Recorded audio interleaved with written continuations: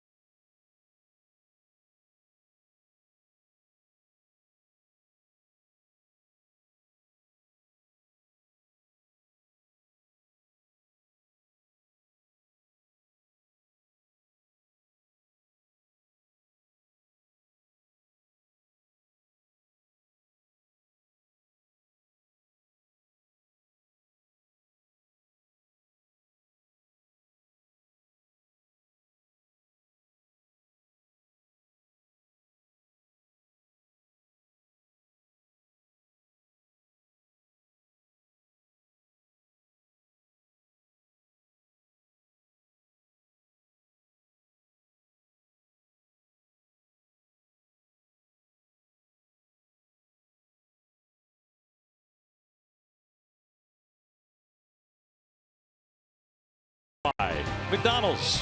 Any McCafe Bakery muffin with any size hot or iced coffee, just $1.99. Citizens Bank. Visit citizensbank.com. Franklin Sports, the official batting glove of Major League Baseball, and by Subaru of New England, supplying all-wheel drive vehicles with a passion for summer travels. Hot one outside, we could care less because the roof is on, and it's very, very comfortable here at Minute Maid Park. It's a cozy yard for sure. 315 feet down the left field line. Down the right field line about 330. 409 to center field.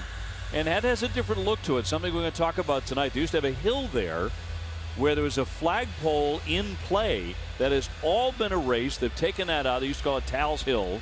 Tal's Hill is no longer. They have plowed it under, and it's 409, the dead shot to center field where they have a batter's eye with a big H on it. Time of the Unlimited Baseball Break, brought to you by T-Mobile, looking at the best records in the American League. Two of them on display here tonight. Astros #1, indeed, the top record in the majors. The Yankees are on the West Coast. They did lose last night again. And the Red Sox at 37 and 29, 2 games behind New York in the American League East. Well, the Astros have taken the field. Time to look at the Red Sox lineup, which is brought to you by Toyota's website for deals, buyatoyota.com. And Mookie Betts in the leadoff spot, hitting .279 with 11 home runs. Dustin Pedroia at second base. Xander Bogaerts hitting .320. Mitch Moreland is the cleanup man with 9 home runs. Also the case with Andrew Benintendi, 9 homers but 39 RBIs to lead the ball club. Chris Young the DH tonight. Jackie Bradley in center. Again, Josh Rutledge and not Pablo Sandoval at third base. And Christian Vasquez does the catching, batting ninth. And taking on the right-hander, the veteran Mike Fiers. He is 4-2, an ERA of 4.29. He is one healthy starter. They're missing a lot of guys out of that rotation right now. The Astros defense is 8th in the league. They've made 41 errors on the season. Alex Bregman will be at third base. Carlos Correa, the shortstop. Jose Altuve at second.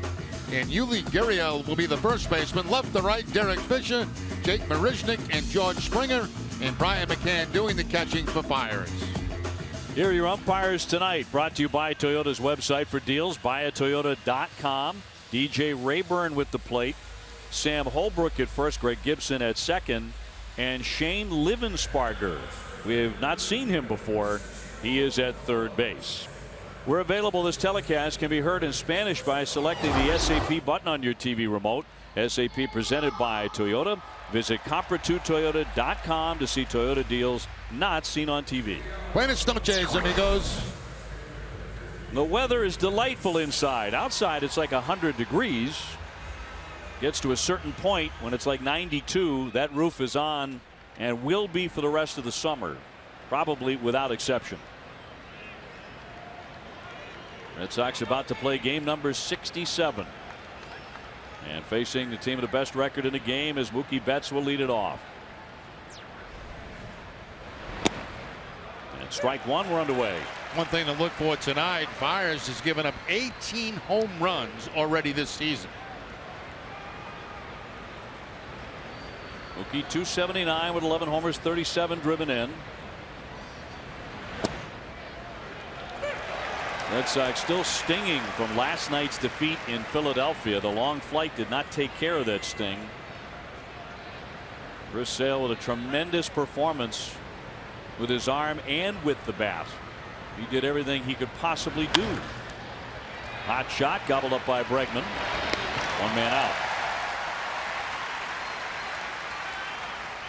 But another game just hours away from that defeat happening here tonight, so the Red Sox have to shake that off. And Dustin Pedroia, who struck out with Sale in scoring position last night, about to bat at .296 with 2 home runs. That's a pitch too. If he had back, he'd probably hit. You know, it was one of those breaking balls. Not a real good one. It stayed up in the zone, but did not get the base hit that he was looking for.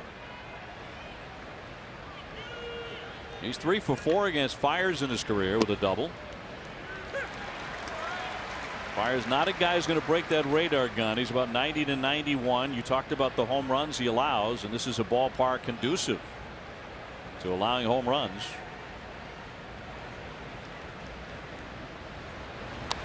There's a breaking ball fouled away.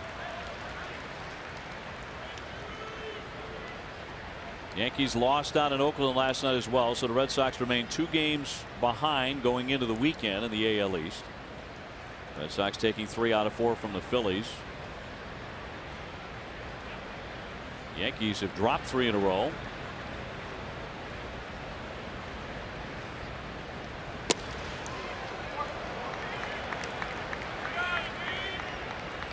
Fiers, with all of the rotation injuries, has been at his best lately. He's 3-0, a 1.96 ERA in his last 3 outings. They've really needed that. They're missing their best starter, Dallas Keuchel, and a couple of other guys too. Yeah, he's coming off a win his last time out against the Angels when he went 7 1/3 in that game and did have 8 strikeouts against the Angels.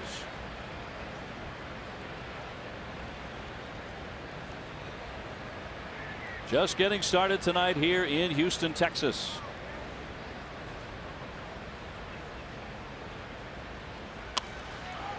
And a little blooper into left field. That's dropping fast. That's going to fall in for a base hit. Fisher scoops it up, but a single for Dustin Pedroia with 1 out in 1st inning. That's a changeup by Fiers that time, and a changeup hit by Pedroia as he just blooped it in front of Fisher out there in left field. You see he's off balance on his front foot because of the off-speed pitch, but still able to make contact and drop it in for the base hit. Boy, if he has that swing and the same result last night, Red Sox may very well win the game. Yep. But that was last night. And we're now in Houston, Texas. Moving on. Xander Bogaerts at 320. 2 homers, 26 driven in. And he'll take a strike. Trying to snap an 0 for 7 skid. He was hitless last night.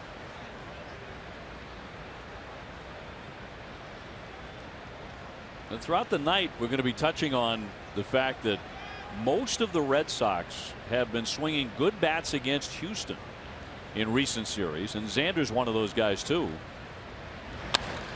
Hot shot, but a foul ball off the line.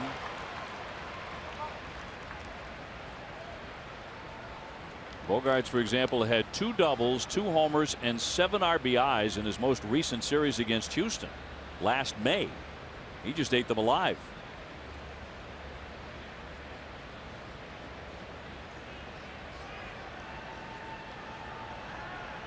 Pedroia at first base. No score here in the top of the 1st inning.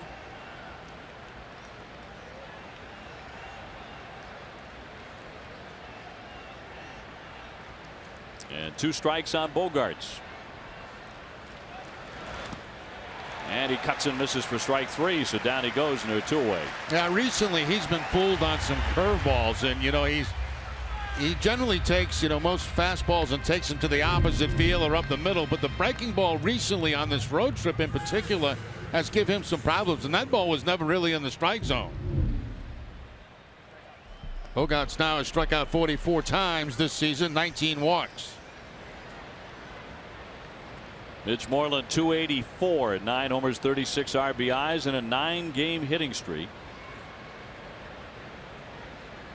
That is his longest hitting streak in 2 years. Tied for the 3rd longest of his career.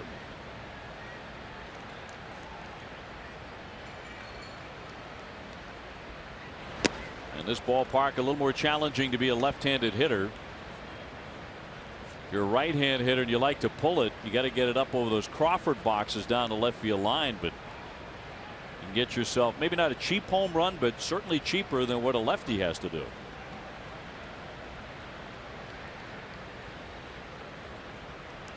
Pedroia with a short lead at first. He's running. Pitch inside, the throw. He's going to dive in safe. And a stolen base for Dustin Pedroia. Pedroia picking up only his 2nd stolen base of the season. He's been thrown out twice, but gets in a scoring position for Moreland here. And you can see it takes Fiers a long time to get rid of that baseball. That's what the Red Sox are running on right now, or trying to run on, is the slow move to home plate by the pitcher. Pedroia with that head for a slide almost came off the bag, but was able to keep contact. Here comes the manager, A.J. Hinch, and they're going to want to look at this. Maybe he did not keep contact with the second base bag. So this play is under review, and it's always a gamble when a manager does this, Jerry, in the very first inning. Yeah, it's he has to be absolutely sure that this is going to be in his direction. And there's the slide. Tough to tell from that angle. Did the finger come off and the glove, you know, it's after the play. Did the finger come off the bag and the glove stay on the hand? He's got a beat right there. Now, does it come off? This should get the best shot, I think, right here. Keep it rolling. We still can't tell.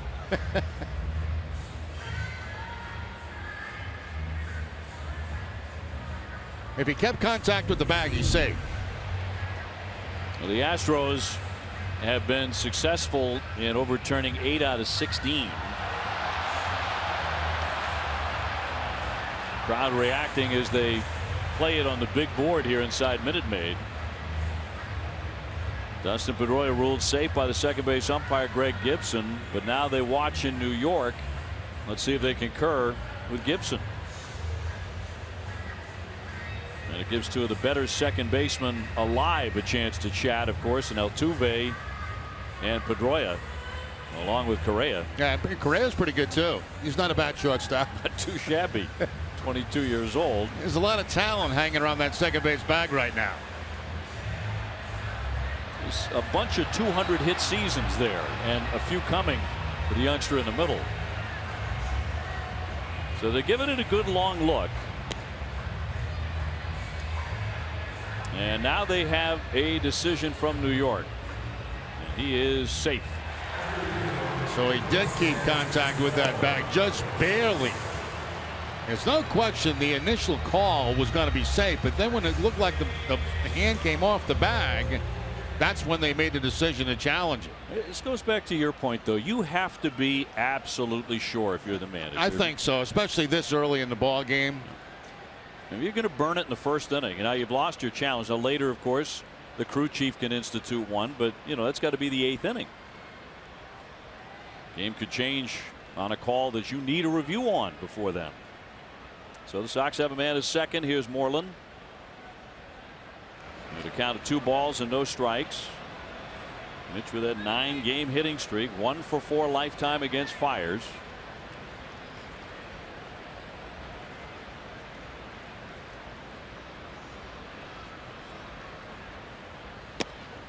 And he lets it go for a ball. Benintendi on deck. And Mitch gave the Red Sox a lead Tuesday in the 3rd inning with his 9th home run of the season. That one traveled 449 feet. He just may have the green light here on the 3-0 count.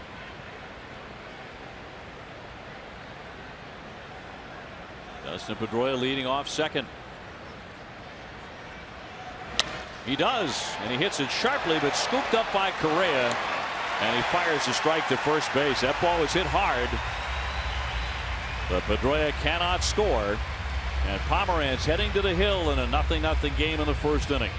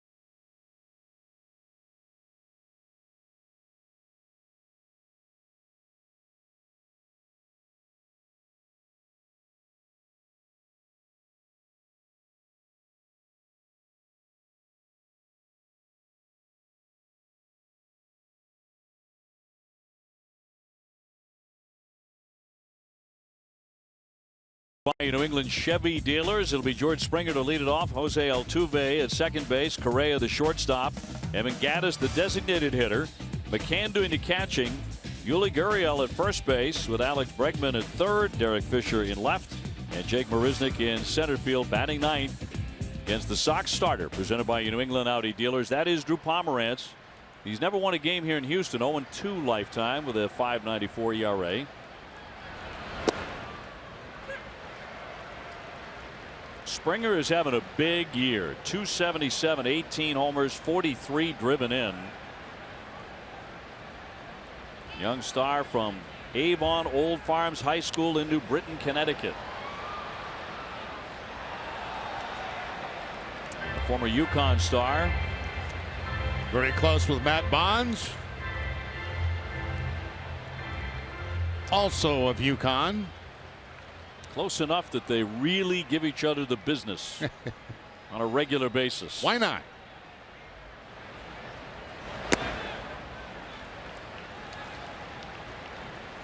Now Springer already with the 18 home runs as you look at Matt. Springer's gotten them for a home run, as they discuss often. And 1-2. Just missed. It looked like Pomeranz was starting to walk off the mound there. He thought he had him struck out. Yeah, ball looked like it was a little bit inside that time from Pomeranz. Goes with the fastball, and he thought he might have had the corner. Let's take a look at pitch number 4. Not too far inside and a little bit low.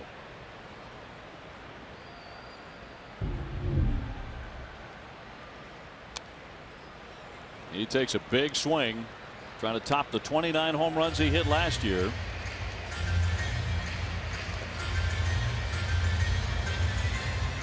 Will strike out a lot, 65 strikeouts on the season, but you mentioned that power, and he's got plenty of it.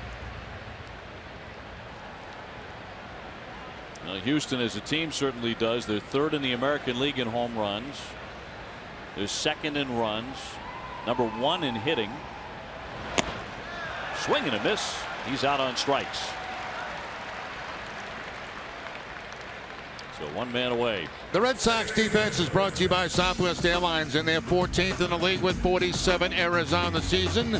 Josh Rutledge at third base, Xander Bogaerts the shortstop, Dustin Pedroia at second, and Mitch Moreland the first baseman. Left to right, Andrew Benintendi, Jackie Bradley Jr. and Mookie Betts, and Christian Vasquez doing the catching for Pomeranz. That'll send up Jose Altuve, their outstanding second baseman, hitting .320. And he has power. He's only 5'6", but he has 9 home runs and 32 RBIs. 4-time All-Star and a 2-time batting champion. And a .417 average in his career against Pomeranz.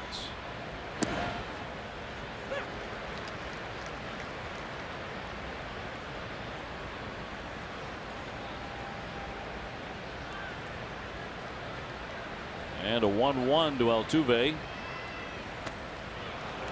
Kind of disappeared on him. Yeah, good curveball by Pomeranz. That knuckle curve working down and in that time, and off the plate, down off the plate. Well, that's a lot of hits.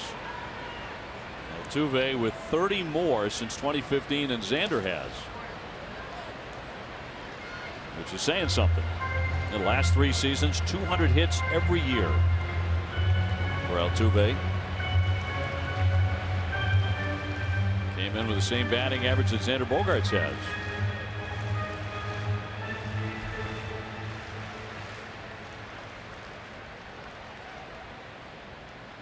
And the 2-2 dribbler up the first base line. Going to be a tough play. Pomeranz whips it safe at first base. So Altuve on with an infield single.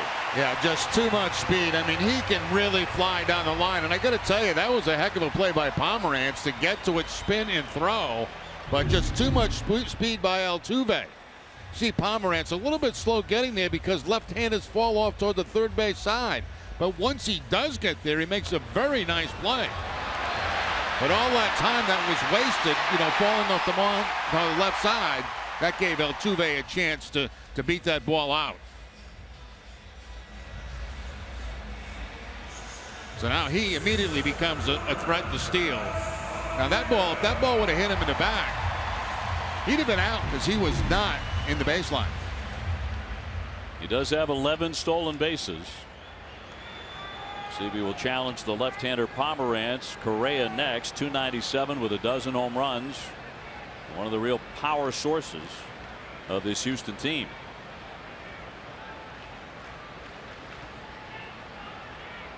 .22 years old, same age as Benintendi. He skies a pop-up off to the right out of play. Houston recently lost 3 consecutive games while getting hit by some key injuries. 3 starters on the DL, including Dallas Keuchel. He's out with a neck. Charlie Morton, Lance McCullers are out. Josh Reddick is out too. The outfielder and the former Red Sox. A.J. Hinch, the manager. They still have a very potent lineup.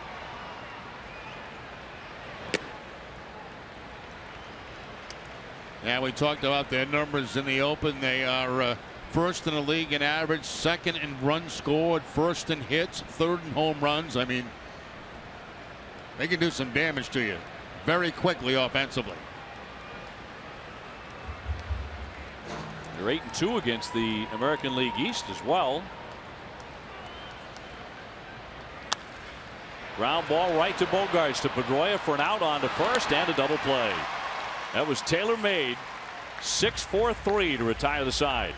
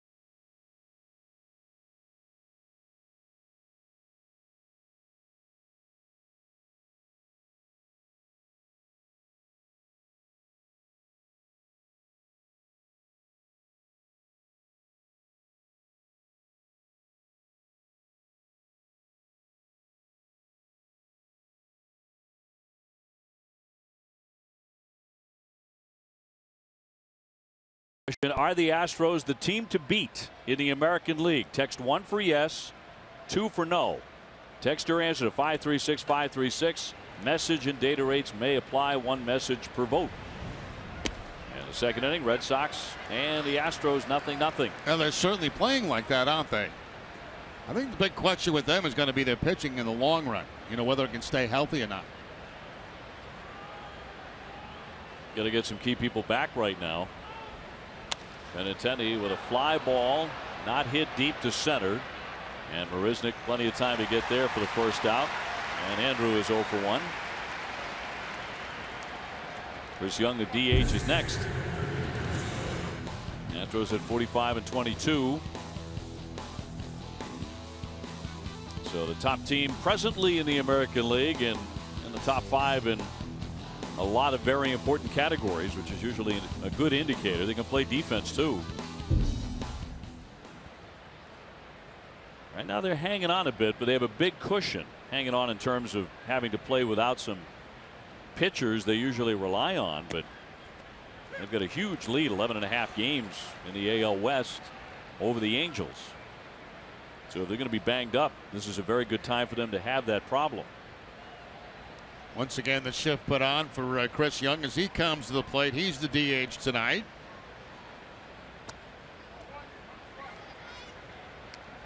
Chris hitting .261 with a pair of home runs and 12 runs batted in. Jackie Bradley on deck, and then Josh Rutledge if anybody reaches. Josh at third base tonight. This one is lifted into shallow left center field. Altuve and Correa, and Correa wants it and takes it for the second out. Enjoy the Fenway experience with your group in 2017. Group outings perfect for entertaining clients, boosting employee morale, and more. Visit redsox.com/groups for more information.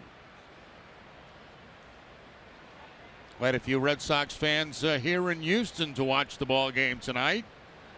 Red Sox fans always come out here. Pretty good numbers for the Red Sox. Pretty amazing. A long way from home, but if you live in the area, there's a shot driven out to left center field. That has something behind it. Marisnik, a long run, can't get it. It jumps over his head after hitting the warning track. Jackie wants third base. Here comes the throw. It's going to be cut off. He has a triple. That was very strange. Marisnik in center field jumped for the baseball after it bounced off the wall and just batted it away. Almost like it was volleyball or something. And that allowed Jackie Bradley to go in at third base. There's the jump in center field. Now, there's no way he's going to catch up to it. Watch him jump, though, here and just... Oh, no, it got over his head. It just bounced over his head. I thought he batted it away. And Bradley not thinking about three right there, but when the ball gets by the center fielder, that's when he starts to think about three bases.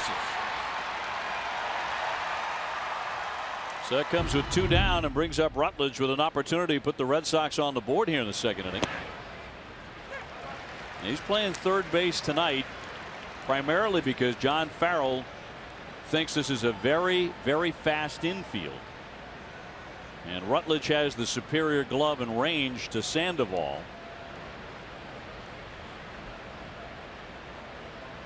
One strike pitch lined up the middle. What a play by Altuve, up and gunning, and he got him at first base. Gold Glove second baseman, and he just took a run away from the Red Sox. Those second basemen the last 2 nights have been breaking the Red Sox backs on plays like this. Wow, what a great play by Altuve.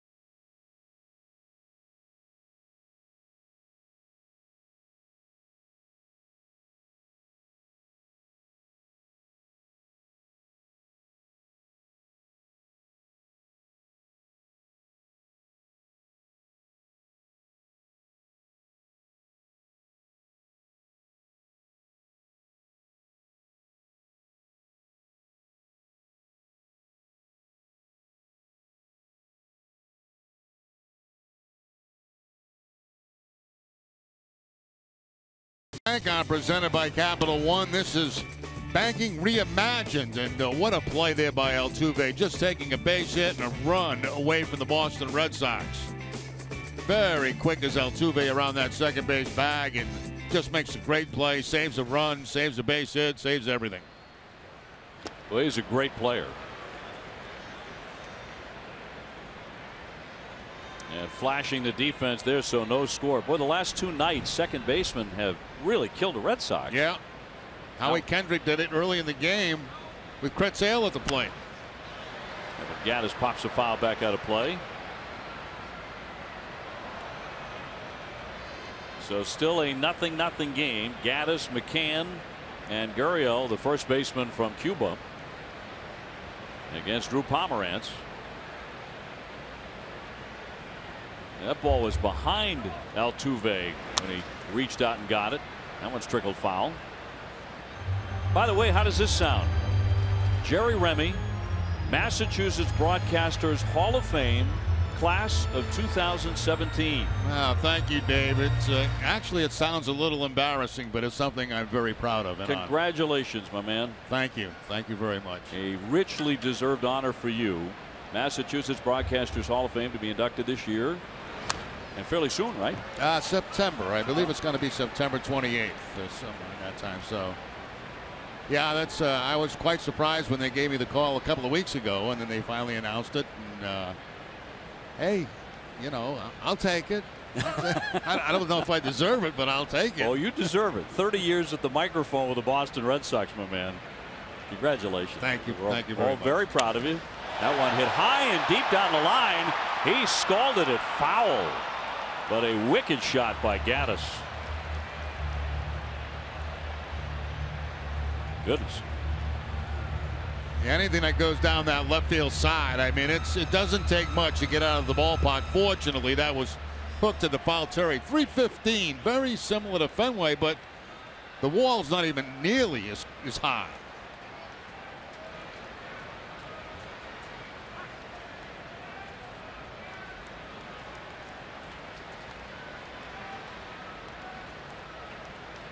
Gaddis big and strong. He's hit 4 home runs. And he pops that one up in a foul ground first base side. Moreland over near the stands has plenty of room. Gaddis is out. So they'll send up another former Brave. And Brian McCann, 269, 9 homers. He's driven in 33 runs. Pomeranz's last start was a short one, an 8-3 loss to the Tigers. He was only on the mound for 4 1/3, 8 hits, 6 runs. The 8 hits actually a season high against him. Big shift around to the right on McCann.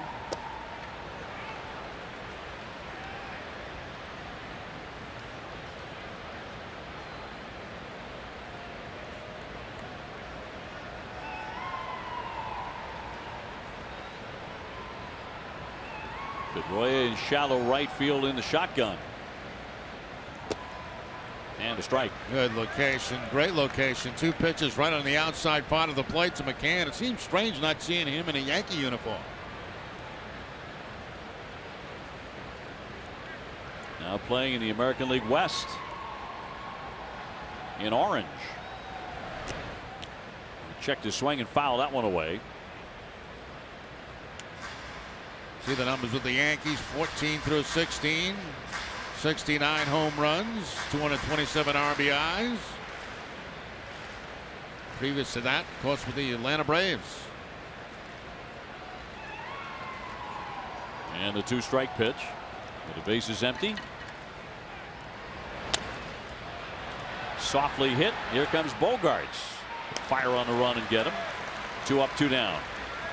And Zandy, the only guy on that side of the infield over there, and had to charge the ball, played it into a pretty easy hop, and McCann does not run well, so had a lot of time to throw him out at first base. We'll send up Yuli Gurriel, the first baseman, at 274, 7 home runs. Slugging infielder, one of the most heralded international players in the world. He was at the top of the player charts from Cuba at the time of his defection. Signed as a free agent last July and signed a 5-year contract.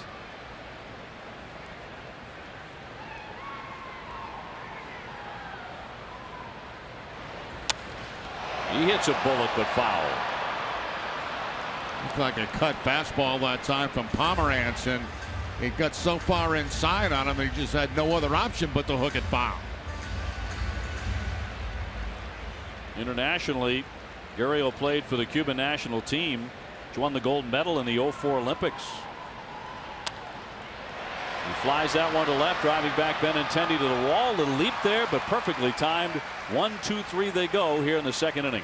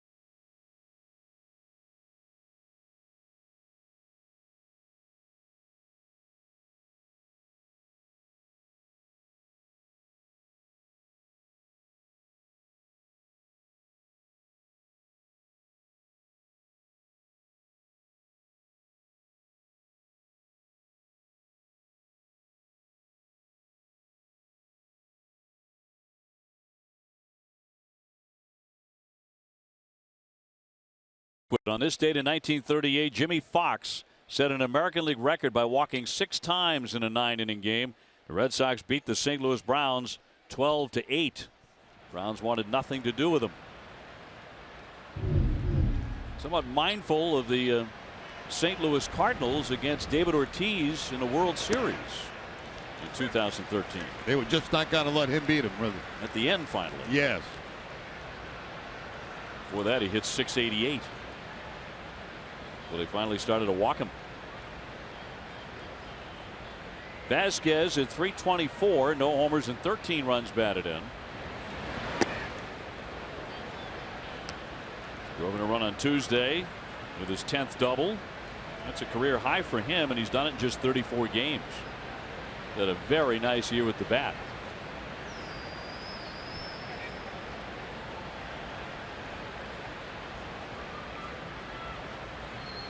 And a 1-1 fouled away right to Betts in the on-deck area.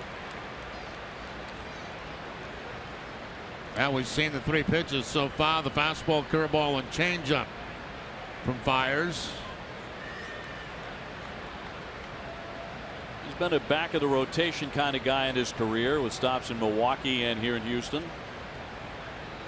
Went 11-8 last year, made 30 starts, and that'll be in there, strike 3. To catch Vasquez admiring the pitch. Second strikeout for Fiers. Let's get on to Garen Austin. Thanks, Obie. Well, Carson Smith went back to Boston to be examined, and he has shoulder inflammation, so they will postpone his rehab assignment that he was supposed to start on Sunday. Now, as John Farrell pointed out, with guys coming back from Tommy John surgery, after the long layoff and the ramping up of volume, he'll need a few down days, and he went through a battery of tests, so Smith won't throw for 5 days, and they'll see how he responds from there. Guys? Okay, Garen, thank you very much. It'll be Mookie Betts now with 1 out, bases empty. He has grounded to the third baseman. We are scoreless in the third here in Houston. Mookie's hit safely in 12 consecutive games against the Astros. .375.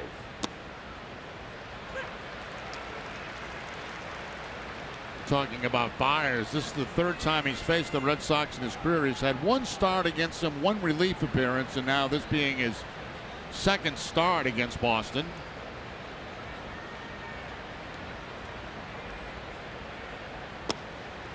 Mookie tried to hold up with a strike.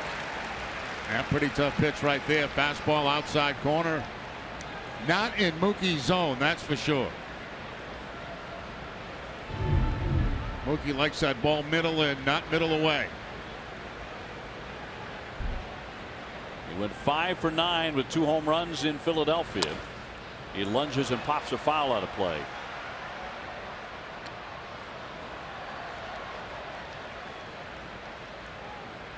Now fires right around a 500 pitcher in his career. He's 38 and 39.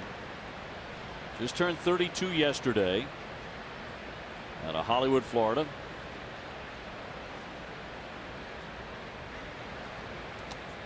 He skipped that one right by McCann and to the backstop to make it 2-2. Red Sox and the Astros in game 2 coming up tomorrow. Rick Porcello against David Polino. And on Sunday night, David Price against Joe Musgrove. And the Red Sox move on to Kansas City. Some of the best barbecue in the world. Kansas City. Yeah. You know who makes his own barbecue now? Does his own barbecue, and it's off the charts. Your old friend George Brett. Is that right? Incredible. He does it himself. And inside for ball 4. And loves to toss it around. It's great stuff. Next Friday, David Ortiz, number 34, will be the 10th number to be retired by the Red Sox. And Nesson will bring you live exclusive coverage of the special pregame ceremony. Don't miss Big Papi's special day honoring his accomplishments on and off the field. Coverage will begin next Friday at 5 only on Nesson. Looking forward to that night. That's a date a lot of Sox fans have had circled on the calendar, you know, since before spring training. It's kind of snuck up on us, though. Yeah, it really has. Time's moving along, you know. I mean, that's baseball. Yeah, no stopping it. But I'm looking forward to that night next Friday at Fenway. It'll be terrific. It'll be an electric atmosphere for David. Tagged down, but not in time to get Betts. Pretty quick move to first base, but not to home plate.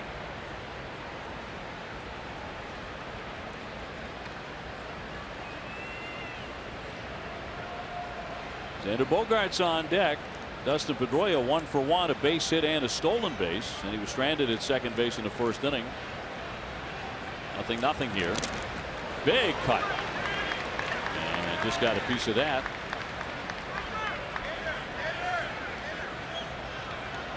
Home run swing by Dustin Pedroia, taking aim at those Crawford boxes in left.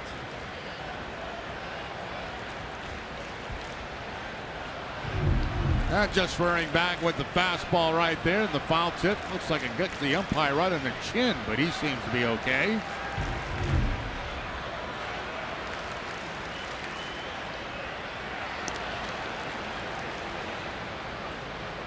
You know what I was pleased to see when we got here? I wonder if you were too, Jerry, when we came inside Minute Maid. They have taken out that silly flagpole and that hill they had in center field here for years.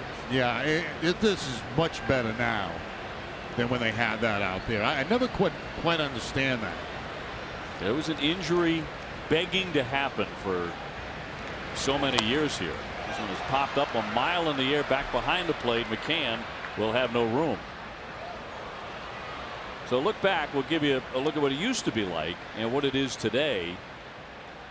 That was Tal's Hill in play, named after the then team president Tal Smith, and that flagpole is in play, and players often ran up, and you know, when they made a catch like that, it looked spectacular, but it also looked pretty awkward and dangerous. Yes. Yeah, I didn't like that from the beginning. I'm glad they get rid of it. Now they've you know, got it at 409 in center field, and they put that hit his backdrop up behind it. Used to be 436 feet. It's 409 now. It never made sense to me why an outfielder should have to run up a hill to try to catch a baseball. It just never made sense to me. As you said, it's an injury waiting to happen. Yankee Stadium used to have the monuments in the outfield in the very old days. Yeah, the old Yankee Stadium before they redid it. Right. Talk about dangerous. Run right into Babe Ruth. Bogart's on deck. Red Sox nothing. Astros nothing. In the third. They're holding, and that'll miss away. See if Betts takes off here on the 2-2 count, tries to steal a base. He's got the sign from Butterfield at third base. Don't know if it's a stolen base sign. We'll see. Betts, of course, runs on his own a lot. Pedroia's already stolen one. There he goes. And a line shot, base hit to right field. Mookie took the turn, and now into third base. He'll stop right there. Red Sox have something brewing now. First and third with one down. Yeah, taking off on the 2-2 count. A good solid contact, as you can see right there, by Pedroia, getting it by Altuve, and that allows Betts to go all the way to third base. You know, when I talk about Betts being on his own, I mean that he has the green light to run when he wants to. The only sign that he gets is when they don't want him to run. They'll give him a sign, don't run. But he basically right there going on his own, and he's following the ball. He knows he's no problem making third base. So the Red Sox start a runner, and it pays off. We'll see if it pays off in a run. Here comes Xander Bogaerts, 0 for 1 with a strikeout. Red Sox trying to be the first club to score here tonight, and the curveball is in for a strike. Xander in a little 0 for 8. That curveball has been mystifying him a little bit in recent games.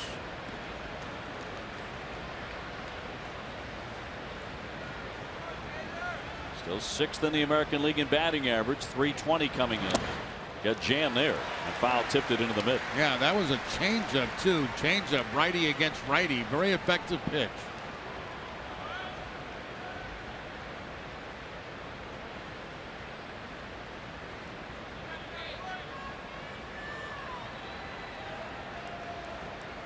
One man out. Red Sox at first and third.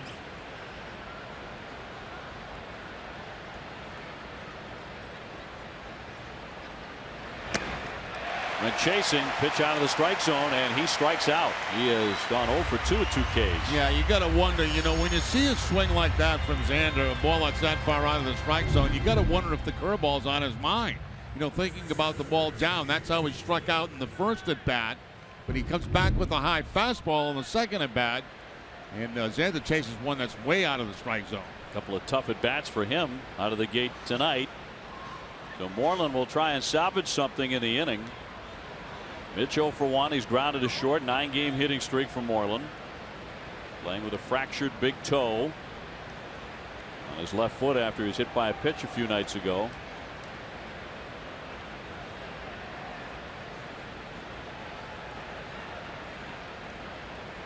Fires with his 20th pitch of the inning.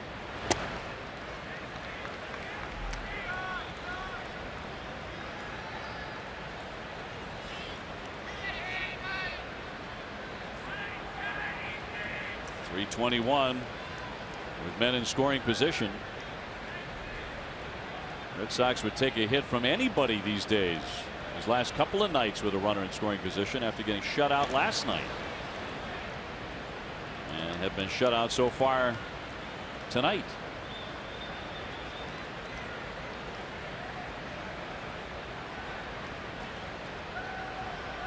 And certainly one of the most frustrating things about the defeat last night in Philadelphia was Sandoval's final at bat, which just wasn't competitive. On those splitters in the dirt, swinging at just about anything. And that has been frustrating, not just for Pablo Sandoval, but I would bet his manager as well.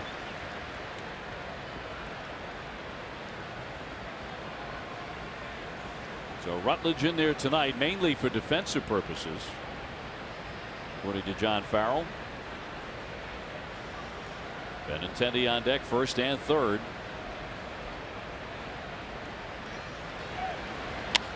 And a line drive, base hit. And the Red Sox have the lead. Mookie Betts in to score. It is 1-0 Boston. And that's a 10-game hitting streak for Moreland. Well, we talked about Moreland in the open, and it's so nice to see him use the opposite field like that. They play him to pull all the way around, and he just takes what they give him right here.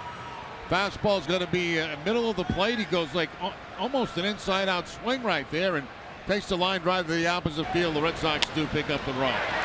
So for Moreland, RBI number 37 on the season.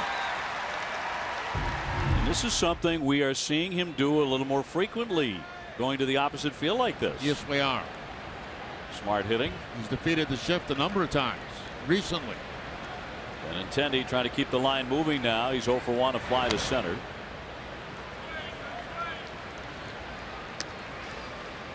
Before tonight, he had never faced Mike Fiers.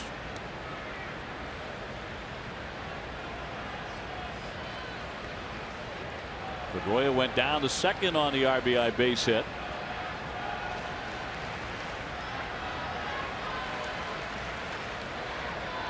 Benintendi, of course, with a memorable week. That walk-off hit on Tuesday night in the 12th inning, the first of his career, to beat the Phillies.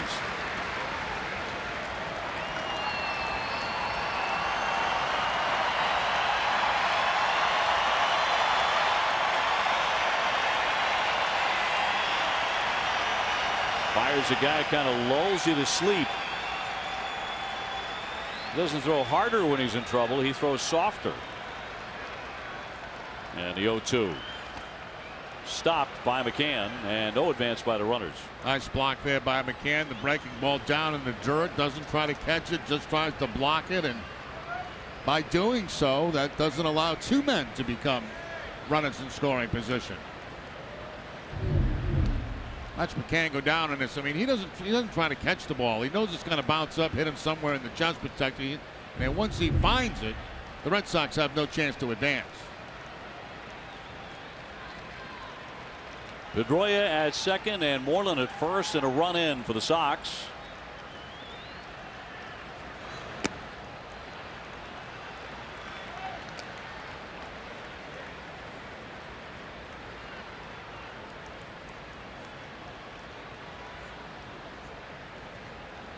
Young would hit next, given the opportunity. Chris, the designated hitter tonight here in Houston.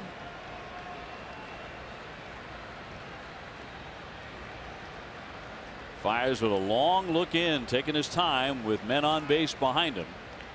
And a 2-2. Right past everyone. That's a big time cross up. The runners are going to advance to second and third. McCann never touched it. Wow. McCann was expecting either a changeup or a breaking ball. I'd have to say the curveball. And this fastball goes zipping right by his head. Somebody goes into water typically when you see this. Wow. So now the Red Sox have two men in a scoring position. But that is a cross-up. And that's the worst kind of cross-up. When you're expecting something off speed and you get the fastball, you got no chance. Worst kind of cross-up when you're also the home plate umpire. Yeah, that almost got the umpire in the shoulder. The Red Sox trying to turn that into something now. Pedroia down to third, Moreland into second. And a payoff pitch.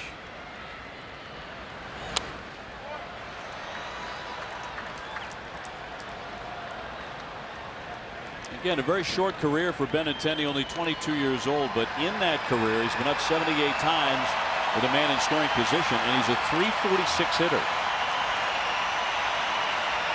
He tends to deliver in these spots. 39 RBIs, tops on the team.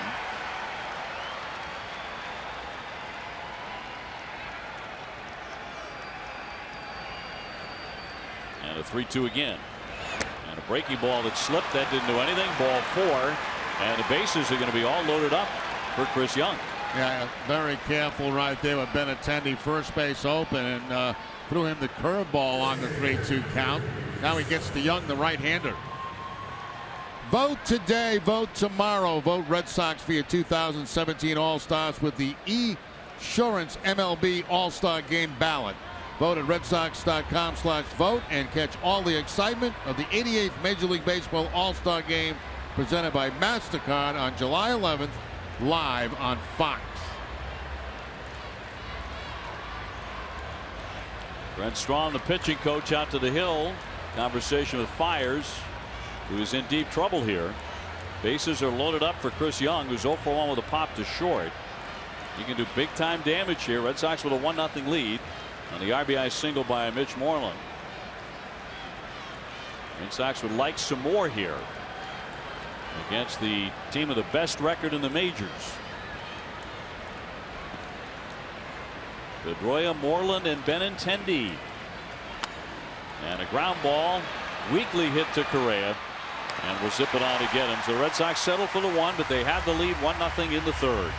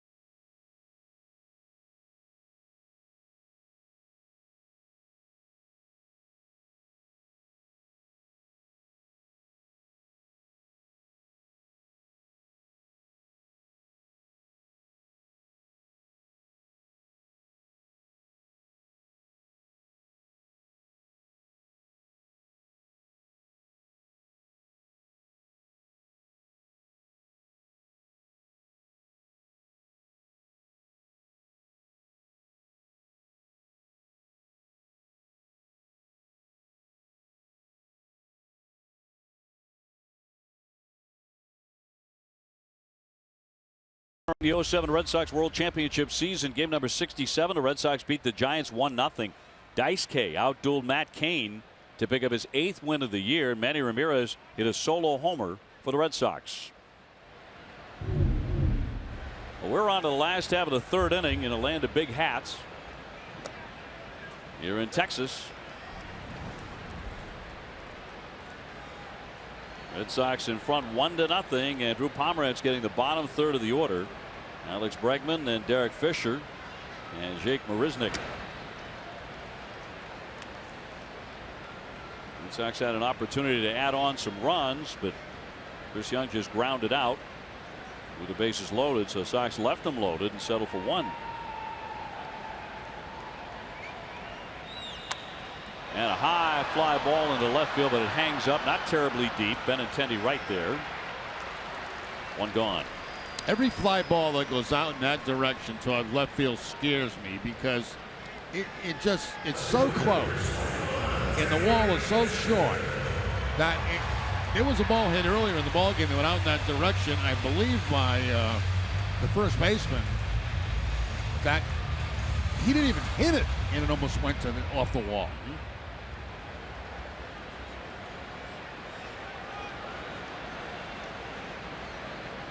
Here's Derek Fisher, the young left fielder, who replaced Josh Reddick on Wednesday. Reddick went on a concussion DL. They called this kid up from AAA Fresno Wednesday night against Texas, and he hit his first major league home run. This was his first hit in the big leagues. right up into those Crawford boxes. Family on hand to watch that magical moment. He wound up going 2 for 3. Fisher played 3 years at the University of Virginia.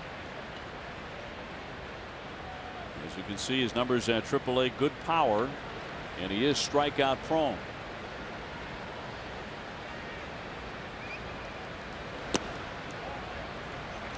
Don't miss WB Mason Extra Innings live right after the game. Adam and Jim will break down tonight's game.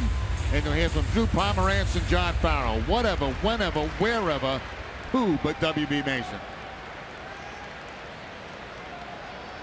So far, just an infield hit against Pomerantz.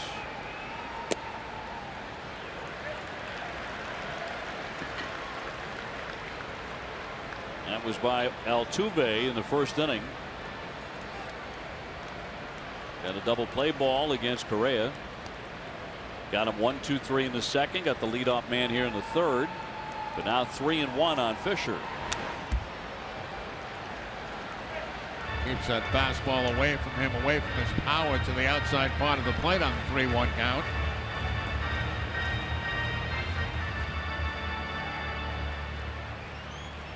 Pomerantz seems to be more effective when he can mix in an occasional cut fastball. I think he's tried one tonight so far in this game. By my count. And a 3-2 to Fisher. And he drops it in there for strike 3. Back with a breaking ball to surprise Fisher. Yeah, that's his pitch, and he starts it directly at Fisher, and it breaks to the inside part of the plate. So you throw it at the right shoulder of that left-handed hitter, and then it breaks right back into the plate. Alexis is making a pledge to strike out hunger. Every time a Sox pitcher strikes out an Astros batter, Alexis will donate $50 to the Greater Boston Food Bank. 2 up, 2 down. Marisnick, the center fielder, number 9 batter, will get in. Goes after the very first pitch, but curls a foul back out of play. He's been a problem throughout the years for Pomerantz. 4 for 10, and of those 4 hits, 2 have been home runs.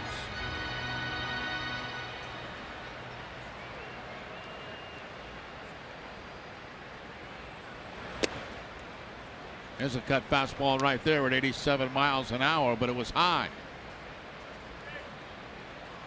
Red Sox and the Astros beginning a 7-game season set tonight. They're going to close out the season against each other at Fenway.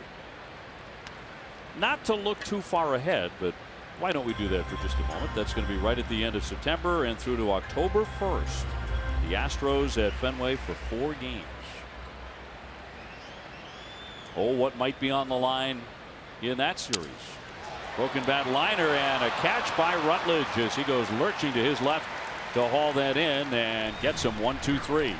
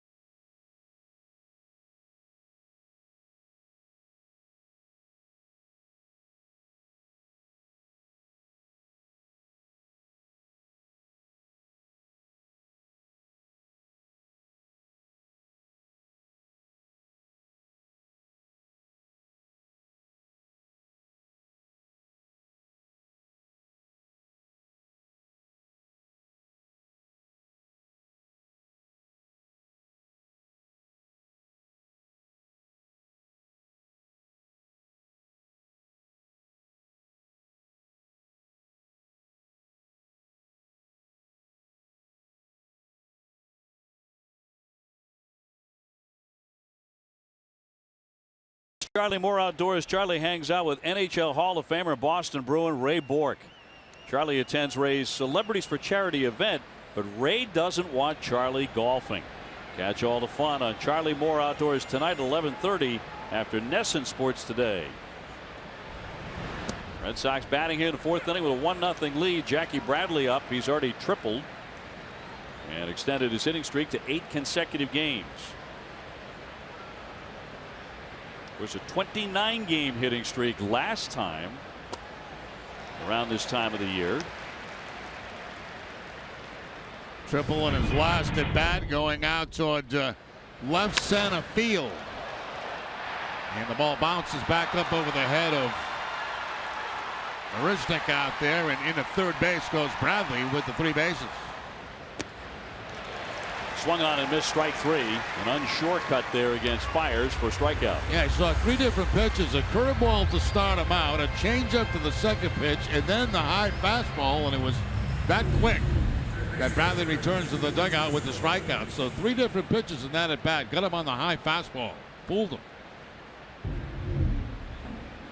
1 out for Rutledge. He's 0 for 1. A tapper to second base.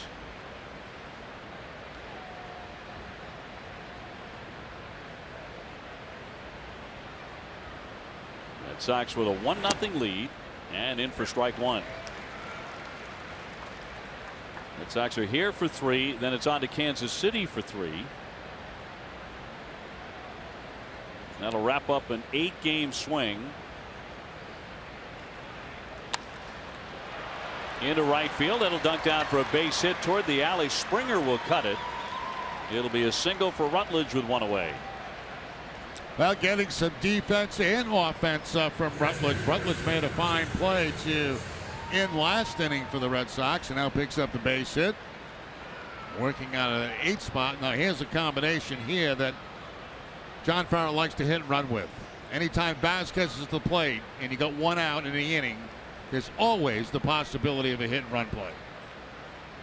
Vasquez 0 for 1, caught looking on a 3rd strike first time up. Sox now have 5 hits to the Astros 1, and a check swing, and excuse me, back to Fires, out at second, out at first. So that winds up a double play, a by accident half swing by Vasquez right into an inning ending double play.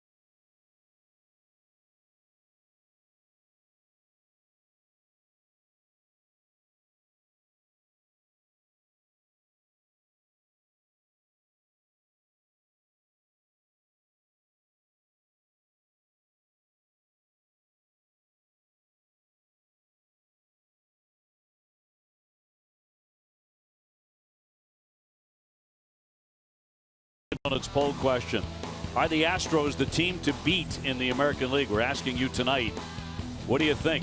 And here are the results. 61% of you say yes, indeed, that's true. The record would indicate you are correct. 45-22 and running away with the AL West. With their recent injuries, we'll see if that continues, but his third season under A.J. Hinch, and he's put them into a winning culture here the last several seasons. Took a lot of losing to get there. You remember George Springer leads off here. He was on the cover of Sports Illustrated in June of 2014 with the caption, "Your 2017 World Series champs." Quite a prediction. They lost 92 games that year. The article talked about how good they were going to be come 2017. Well, here we are, and they're pretty darn good. Sure are. He's a big reason why. From New Britain, Connecticut. Avon Old Farms High School is in Avon, Connecticut. He was born in New Britain. He went to high school.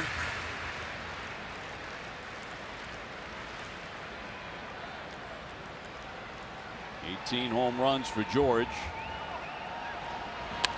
And he socks that one down the line, but foul.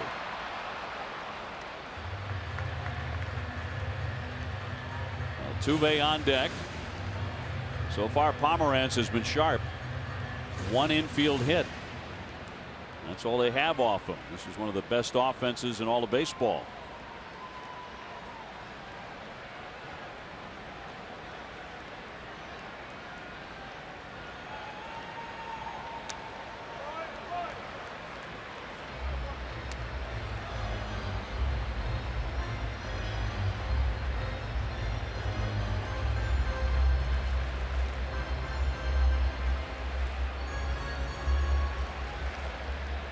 Well, the Orioles are losing again. They're 8-1 behind in the 7th inning.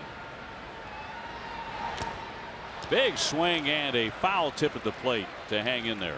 Almost got him with that knuckle curve ball, and Springer just able to make contact, could not be held onto by Vasquez. He had it in the glove for a little while, in the webbing of the glove, and it just popped right out.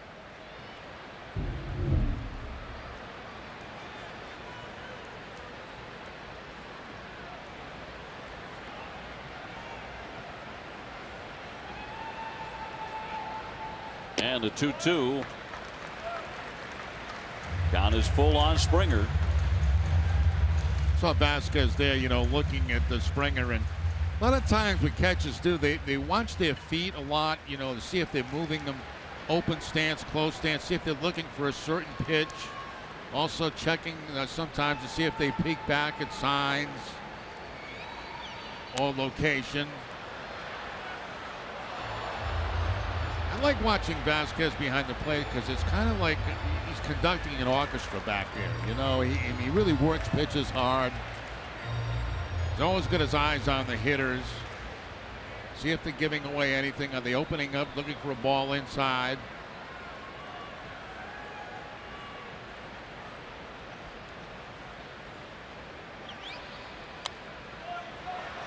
Also one of the better framers in the game.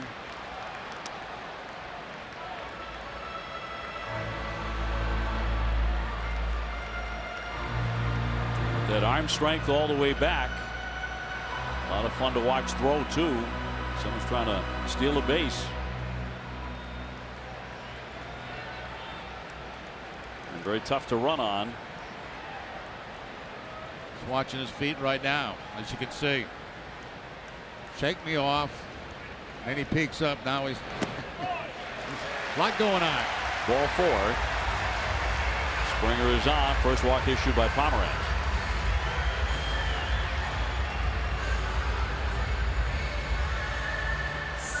Now Rutledge has had a good night so far down there at third base. Made a nice defensive play to end the inning and then picked up a base hit. And that was the double play to end the threat right there as Vasquez just tapped it back to the mound. Josh luckily had nothing to do with that play. No, so we showed you the good part of Rutledge's. Absolutely nothing to do with that.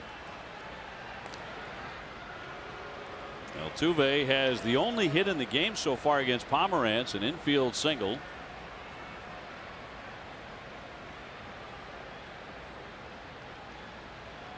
Finished third in the MVP voting last season behind Mike Trout and Mookie Betts in the American League. He'll look at a strike.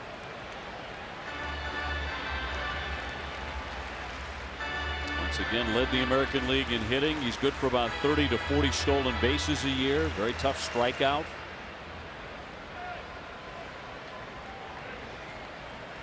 He's come from the days of the awful Astros when they did nothing but lose to what they are now, which is a bona fide contender.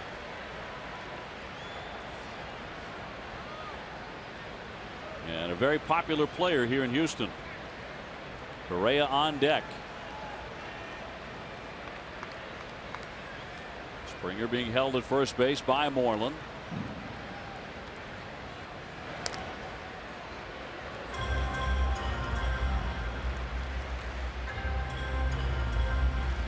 Tigers are clobbering Tampa Bay 11-2. That game's in the 6th inning.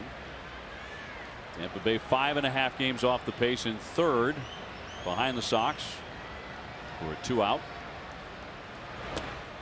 And that's a strike. We saw the reaction by Altuve. Tossed his head back, big smile on his face, but he didn't think so. Well, I think it was a strike. I think it did pick up the outside corner. Let's take another look. Just barely. Because Altuve did not seem to agree with me or the umpire. And 1-2.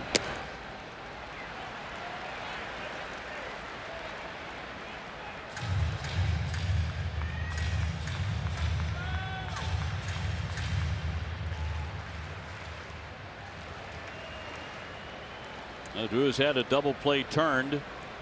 Correa hit into one in the 1st inning. Altuve runs very well, but he's been doubled up 10 times. Stopped by Vasquez. No advance by Springer. 3-2. See if they set Springer on this 3-2 count. Altuve at the plate, generally a good contact guy.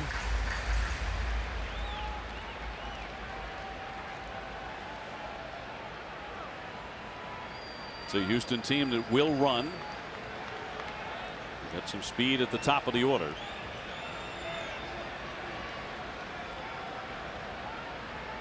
Runner goes. Chopper, he's got it into second, one on the first, double play. Fine effort there by Pomerantz to snatch that and start the twin killing. You're exactly right. That's all Pomerantz right there. Got the ball back very quickly. Did he get that ball to Pedroia because the runner is going? And fortunately for Pomerantz, he got the high bounce, so he was almost in a throwing position when he got it.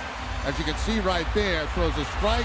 They get the out on the runner going to second base. Then they get the easy double play. That's all Pomerantz right there. Beautiful play. Second double play turned by the Sox tonight. Bases empty now for Correa. There's 6'4" shortstop in the Cal Ripken mode, and he slaps a base hit into left field. Second hit tonight for Houston.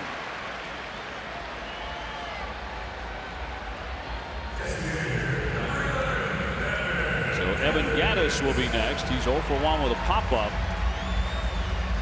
But before he did that, he crushed a shot down the left field line. It was gone, but foul.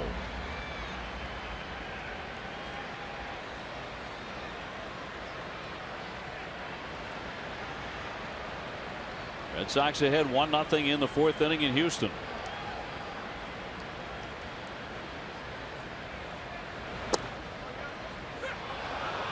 And Gattis takes one in there. A couple of calls this inning that the Astro and Astro fans have not been very pleased with. Gattis, a graduate of a high school in Dallas, Texas, where he played for the Dallas Tigers, a traveling squad where he was teammates with Clayton Kershaw. So they didn't lose many. I would guess they did. No, a travel team. Yeah. 1. Tuesday, June 27th is Manny Ramirez bobblehead night at Fenway. First 12,000 fans receive a Manny bobblehead courtesy of Majestic. For tickets and more information, visit redsox.com/promos.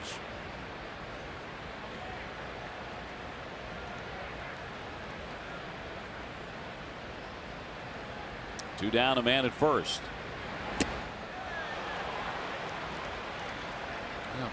Pomeranz got 92-mile-an-hour fastball that time, high in the zone and rising as it got to Gaddis.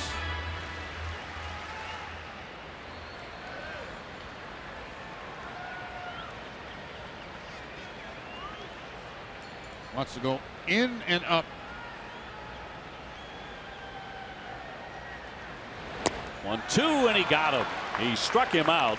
Boy, he's been sharp tonight. They freeze a runner at first base to 1-0 Boston.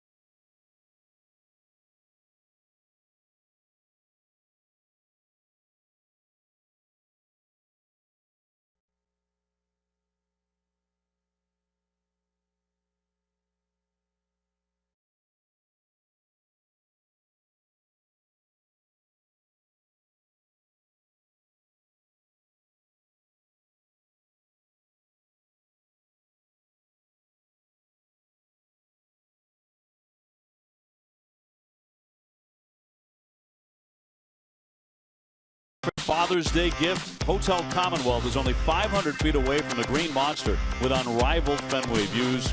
As the official hotel of the Red Sox, Hotel Commonwealth exclusively offers luxury packages with premium tickets and VIP park experiences. Now, we talked about the Red Sox suite that they have there, and you told me Joe Castegui has stayed in that suite. And loved it. High fly ball by Betts into left field, but Fisher underneath this. Yeah, he was raving about it because of all the memorabilia and the autographs and all things Red Sox in that particular suite. Yeah, it's good size, too. I've seen it. Yeah. Very, very comfortable. And again, right next to Fenway. Right next door. Well, here's Pedroia. He has singled 2 times. Red Sox in front 1-0 in the 5th.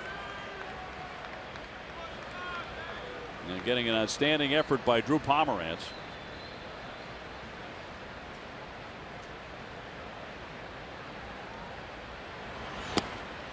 This is nothing new. Among the 887 players with at least 100 at-bats against the Houston franchise, Pedroia is #1 all-time in batting average, behind only Jimmy Wynn. So historically good against this team, and 2 more hits tonight, hitting over 400. Hard to figure, isn't it? I mean, you can't. There's no way to explain it. You're seeing different pitches every single year. He's been around a long time. It's not like he's facing the same guys all the time. Whoever wears that uniform, he hammers them.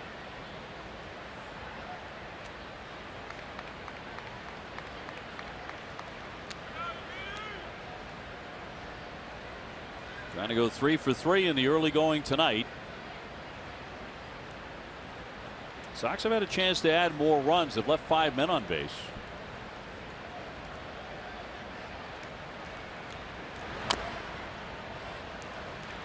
Last night, those lost opportunities did haunt them in the end. And the Red Sox had to get on the charter flight and go from Philadelphia to Houston, getting in about 3:30 in the morning. They've had a lot of those lately, and about to have another one because on Sunday night, they're back on Sunday Night Baseball.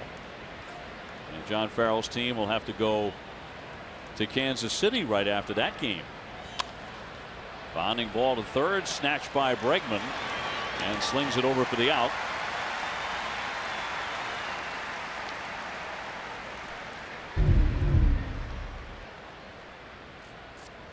Now there we see the schedule coming up. Houston for the 3 games tomorrow night, 8 o'clock. 8 o'clock on Sunday, ESPN, and then off to Kansas City for 2 night games, the day game, and back for David Ortiz night on the 23rd. Big night coming up at Fenway. If you have tickets for that, you are lucky indeed to see Big Papi's number retired at Fenway Park. Xander tonight, a couple of difficult at bats. He has struck out twice and takes a strike. Let's see if in this trip he has figured out Mike Fiers yet. Fiers with a couple of starts before this against the Sox, a win and a loss in his career, but the Red Sox have not seen a whole lot of him. Stay tuned for Red Sox Final, presented by Plainridge Park Casino. Adam and Jim will break down the key moment in tonight's game, and you'll hear from Sox players on the outcome.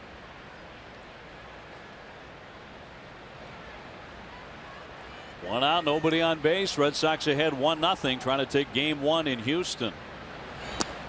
Right through that one.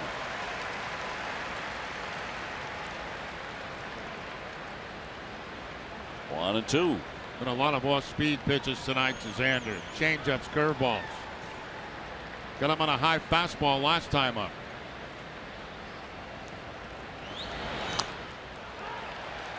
Just got a piece of the curveball. By the way, one more note about last night. Chris Sale with 10 strikeouts, and that was his first complete game as a member of the Red Sox.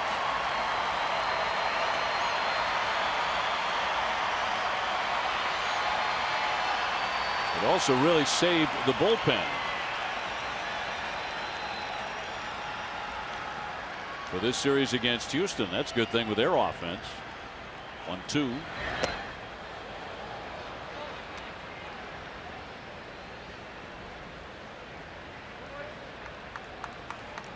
I did not realize Chris Sale could swing the bat.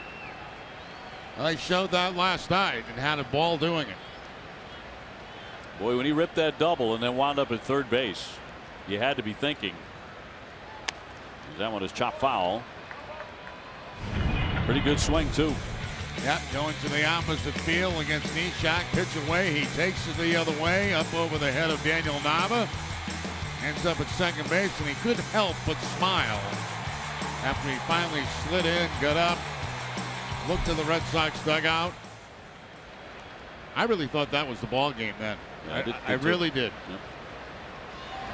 Yep. 2-2, a chopper foul.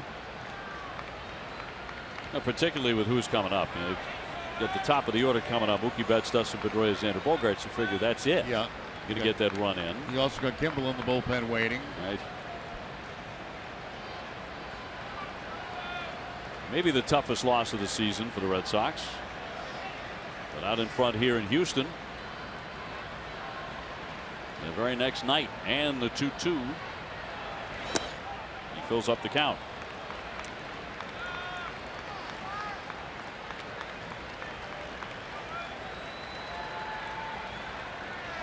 Xander trying to reach for the first time. Moreland on deck. Moreland has an RBI tonight. Up the middle. Down for it. Correa. He throws and gets it. They made that look easy. And that will retire the side. Red Sox go 1-2-3.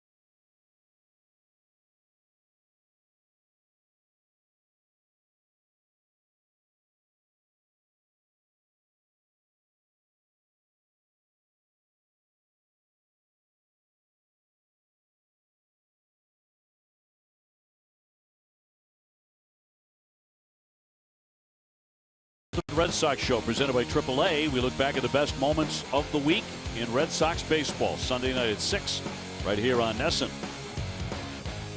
The Red Sox took 3 out of 4 from the Phillies.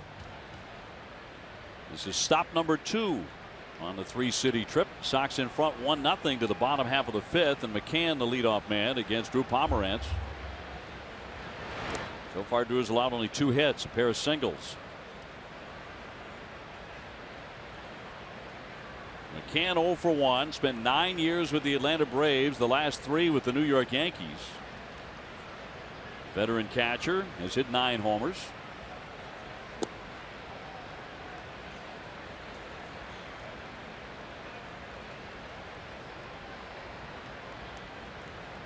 Gurriel on deck, and then Bregman. And the 2-ball pitch is cut on and missed.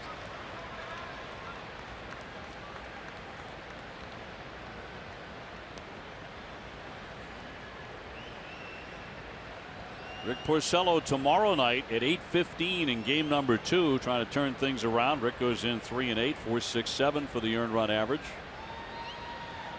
Looking to keep that sinker down. Such a tough pitch for him a year ago, and winning the Cy Young.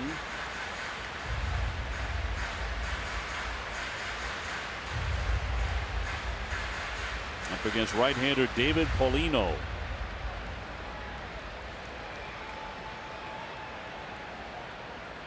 And a 2-2 to McCann.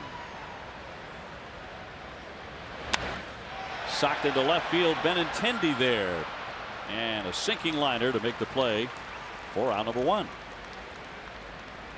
Well, now you can live stream any NESN Red Sox game on your favorite device anytime, anywhere you go. Visit NESNGO.com or download the NESN Go app right now, or whenever you get a minute. Whenever you feel like it. It doesn't have to be right now. Make a note. I would do it right now and get it over. Oh, you would, yeah. Take care of business. Gurriel with a bounding ball, scooped up. Rutledge with a nice effort there to get him. 2 up and 2 down. And while that was going on right there, see, the app's all in. It's done. It's all set. You would have had nothing to worry about. Nothing. Get a little ground ball out, get the app, bing. Well, it's Bregman next. 0 for 1. He is flat out to left field. David Price going to pitch on Sunday night before the Red Sox go to Kansas City. Certainly one of our favorite ballparks. I hear the food here at Minute Maid is always rated among the very best in baseball. You go in the concourses here. A lot of fresh food, a lot of fresh fruits, and they're always coming up with different stuff. I think they've got like lobster somewhere here, like a lobster station on of the Red Sox being in town. How about the dinner we had tonight? Oh my. The head chef here at this ballpark from Massachusetts, and every time we come in here, he takes care of us. And we had lobster and beef, and you could have fed 2 families with what we had on our plate. 2 families of 6. Unbelievable. And it was delicious. I got to tell you, it was perfectly timed too. Unfortunately, we didn't share any with anyone on our crew. We just devoured it all. It was just too good. He's a sweetheart. And a huge fan of the Rem Dog. I haven't had that before, where the lobster is on top of the beef like that. Yes, there was lobster with I forget what they call it. But anyway, it was lobster. It was really good. Nice lobster on top of beef. It was fabulous. Delicious. 2-2 on Bregman. I don't get many like that. Actually, count 3 balls and 2 strikes. I don't get many like that where someone just comes in and goes, well, here's a fillet of beef with lobster, Maine lobster on top of it. Popped up. And Moreland with a play, and this is going to be another fast inning for Pomeranz. He is really breezing here tonight. One of his best efforts of the season. He has a 1-0 lead.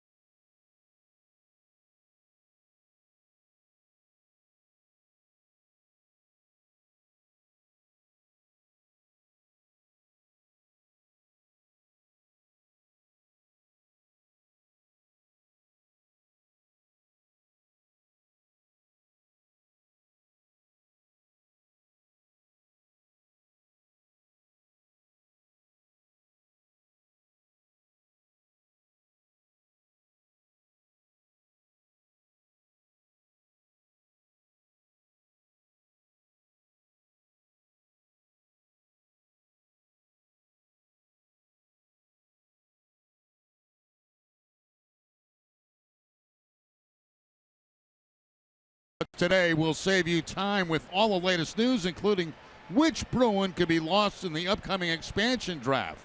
NESN Sports Today is presented by People's United Bank. See what Know How can do. Moreland into the shift and fielded by Altuve to throw him out from shallow right field.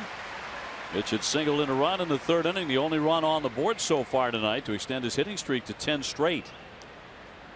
Done in on one pitch here in the sixth inning. Red Sox had 1-0, and Benintendi is next. Altuve, a lot of fun to watch. He's made a spectacular play to steal a run already. Benintendi on the night, a fly to center, and he's taken ball 4. Red Sox have 5 hits, and Houston only 2 against Drew Pomeranz. Drew really needed an outing like the one he's having here tonight, as his last start was a short one, 4 1/3. The start before that he went 5 innings. So far he is really dazzling the Houston Astros.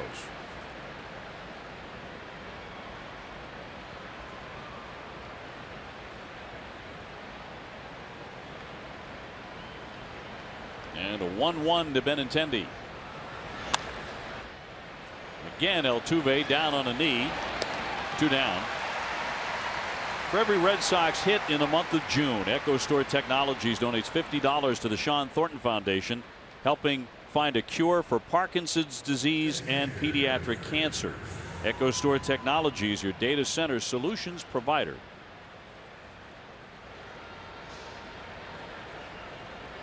Two fast outs in the sixth inning. I'll bring up Chris Young. Chris 0 for 2.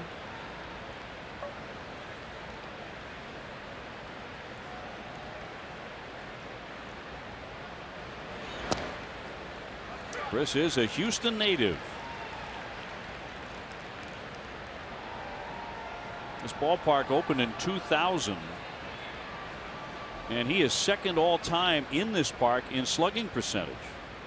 728, behind only Chipper Jones. So like Dustin Pedroia and a number of Red Sox, he really likes hitting here. I don't know why he wouldn't.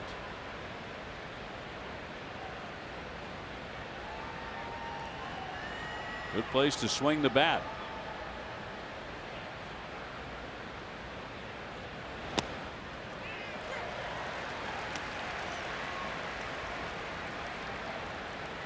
Chris says if not for baseball, he would have chosen to be a doctor.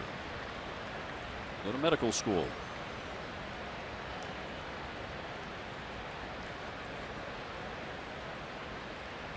And a 1-2. Hard hit, deep short, but right there Correa. Low throw and scooped up by Gurriel at first base to retire the side. That's all for the Sox. They go in order here in the sixth.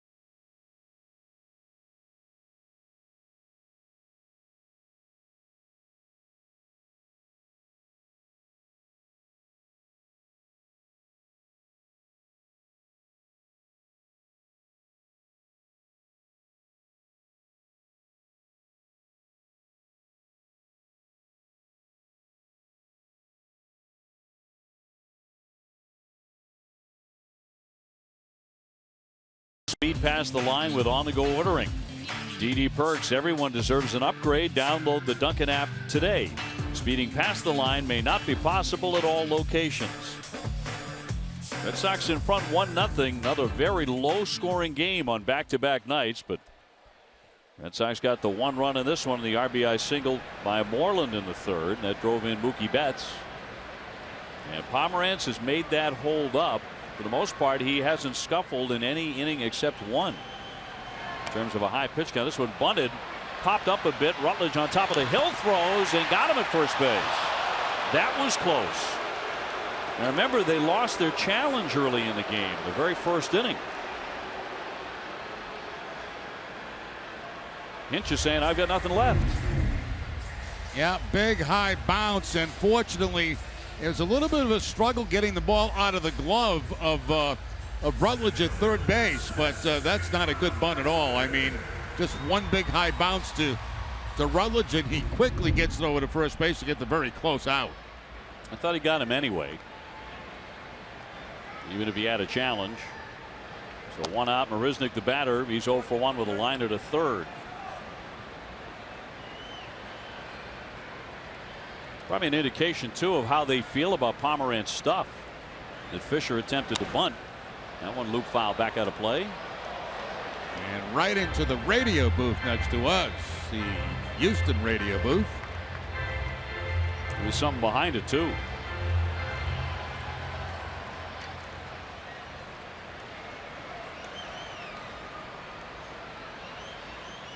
And the 1-1. Popped him up. Down the right field line. Betts charging hard. Foul ground and makes the catch. Technically in fair territory as it came back a bit, and they're 2 down.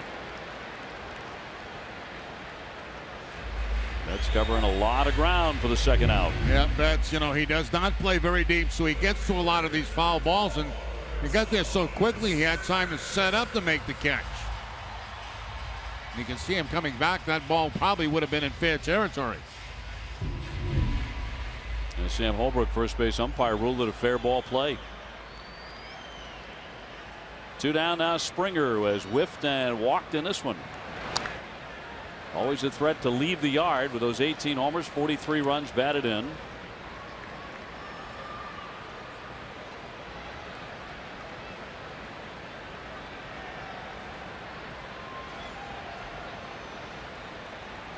Springer now 27 years old.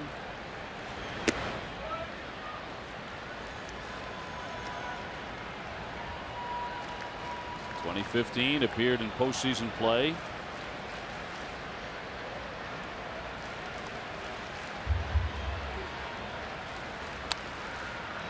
One and 2.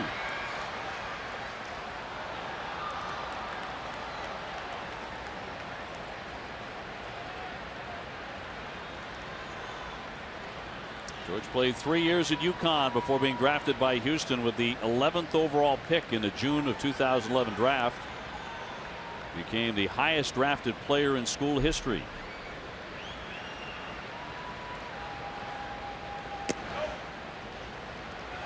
Both of his parents attended UConn. His father George played in the 1976 Little League World Series.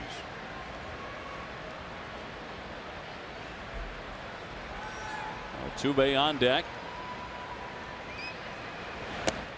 Check swing. Was there an offer? There was not, says Sam Holbrook. Yeah, but what about the pitch? The pitch looked pretty good. Looked like the fastball had the inside corner.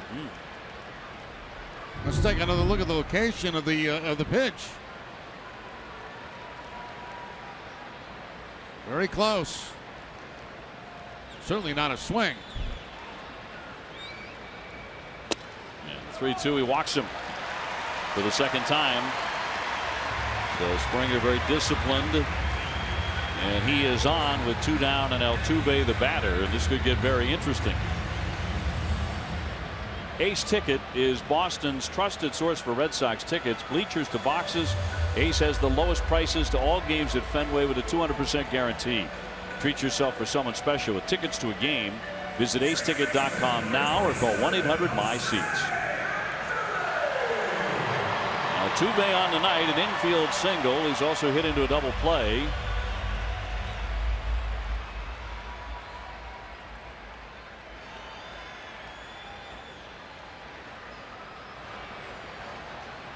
Altuve, a 4-time All-Star, could wind up going again for the Astros. He'll take strike one.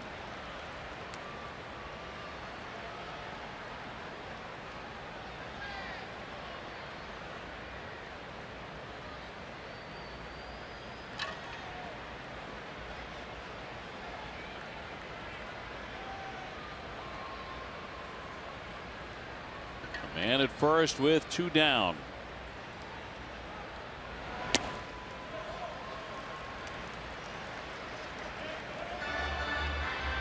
This, by the way, the 22nd time in the last 27 games that the Red Sox have started a lefty.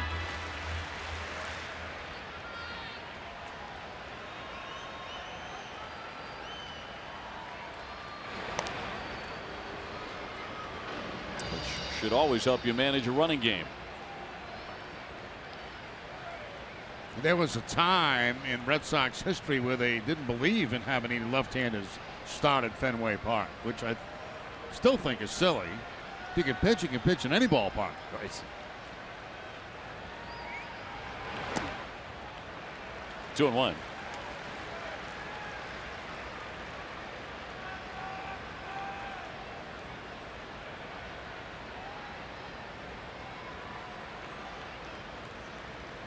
Pomeranz 1-2 lifetime against the Astros.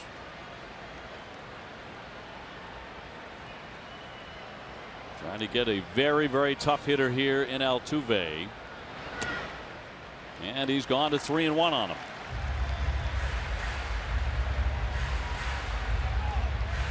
Two down, Sox ahead 1-0 in the 6th. Pomeranz has really taken this big crowd out of it on this Friday night. The Astros, as you might guess, with their record and their success, have been drawing very well.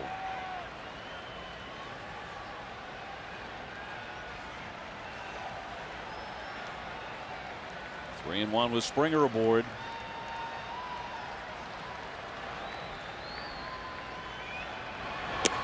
And he walked him. Back-to-back ball fours with 2 down. Right in front of the dangerous Carlos Correa, who has 12 homers and 42 RBIs. So Drew has walked 3 men, Springer twice. Correa tonight is hit into a double play. He's also singled, and Carl Willis would like to find out why he has lost the plate a bit.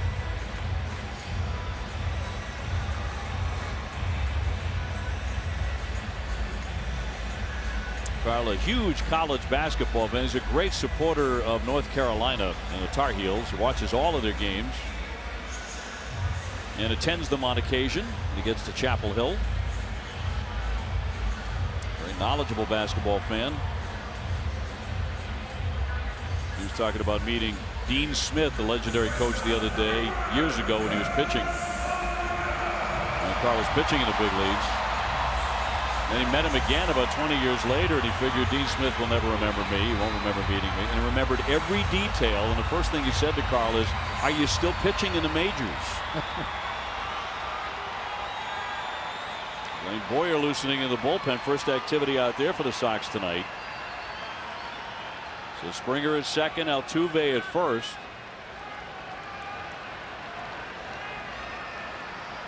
Pomeranz now trying to make it through 6 complete innings, still with the lead.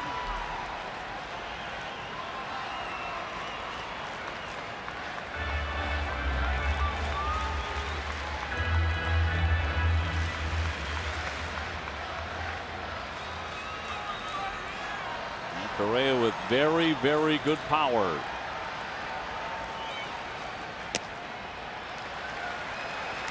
That shoulder's been opening up a little bit. A lot of these fastballs have been tailing up and away from the right-handed hitters. Got to get it directed back toward home plate.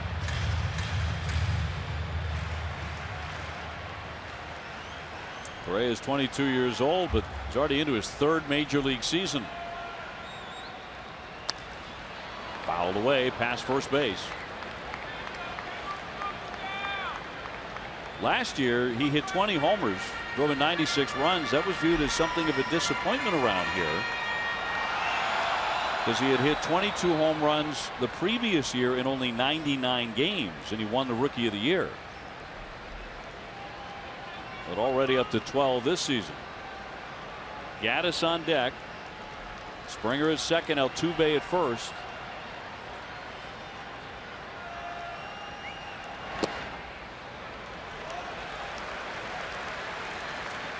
They get expert emergency care without leaving Fenway at the Beth Israel Deaconess Medical Center, the first aid station that's behind section 12 on the lower concourse. Visit bidmc.org.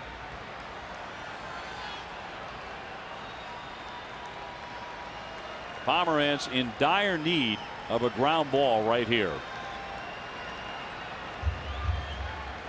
The 2-1. Line shot. Betts are playing on a bounce. They're going to bring in Springer. Throw to the plate. It's waiting, and he is out at home as Betts cuts him down. Frankly, he never had a chance. No. He was out by 15 feet. And the Red Sox still lead it 1-0.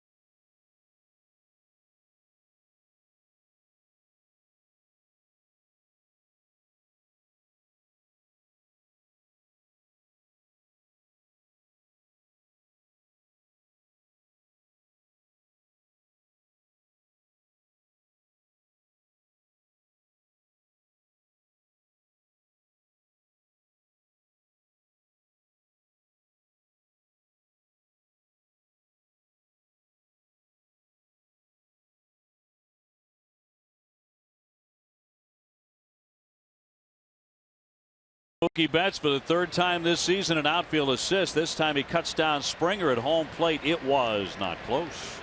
And the Red Sox lead it 1-0. Now this ball hit so hard on one big bounce to Betts. I mean, there was no. I mean, they're just waiting there for the runner to come home. I understand it's 2 outs. You're trying to take a chance, but you know when a ball's hit that hard and you got Betts playing so shallow, I think it was kind of silly to try to send them right there because they had absolutely no chance. You see the throw by Betts, 2 hops into Vasquez, who made a nice play on the second hop, and then just waiting for Springer to come in. Huge play for the Red Sox. Jackie Bradley on the night with a triple and a strikeout. What you say is so true. 2 things there. Hit like a bullet, and that's Mookie Betts. Yeah. With that arm. Yep. Couple of bounces, very accurate. Vasquez applying that tag, and that's the end of that rally for Houston. You know, you think about it, Dave, that second bounce was not an easy bounce for Vasquez to handle, so he deserves some credit on that also. Yes, no question. Foul tipped. 2-2. Jackie now in an 8-game hitting streak. And on the streak, he is 12 for 28. He's also hit safely in 13 out of 15 in his career against the Astros at about 340. count is full. Josh Rutledge on deck, and then Vasquez.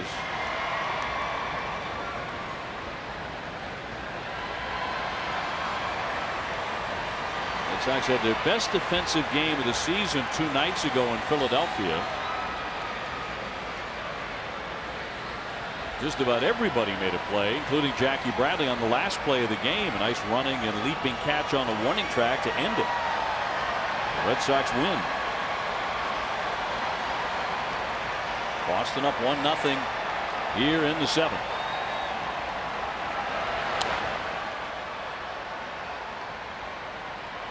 And back to his triple in the 2nd inning.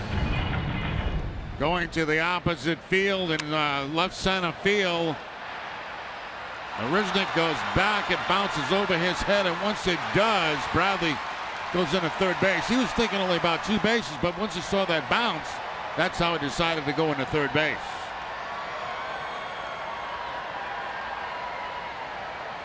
Three-two. Hammer to the first baseman. Gurriel will take it himself for the out. So 1 away. Time for a game break. Brought to you by Jordan's, the furniture store of the Boston Red Sox. Here's Adam Pellerin.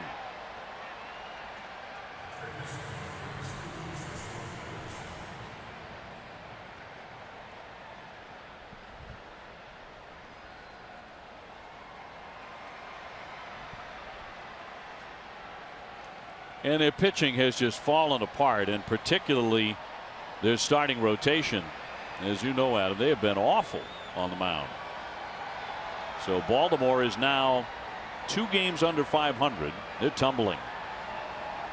Here's Rutledge. He's gone 1 for 2 with a base hit.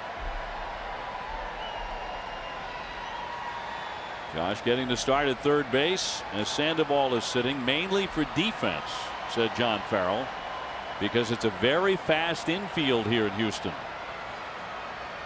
You were down there before the game. You said the same thing. Yeah, they have it cut really short, which makes it a very quick infield. And some of the thinking is you get a little bit more range out of Rutledge on balls that may get through to your left and right, and that's one of the reasons he's in there tonight.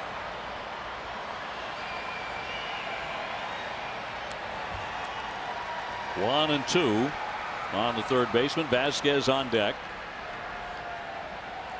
The only run in the game in the 3rd inning on an RBI single by Mitch Moreland to drive in Mookie Betts, who had walked.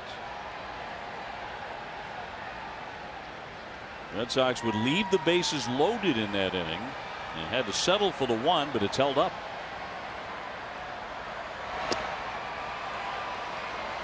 Red Sox offense is asking the starters these last couple of nights to toss a lot of high stress innings, because Boston has suddenly not been scoring.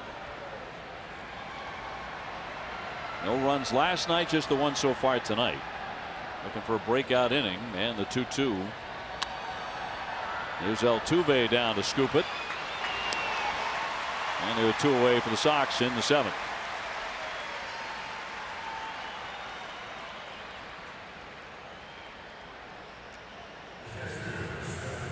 Chris Sale, a tough luck loser last night.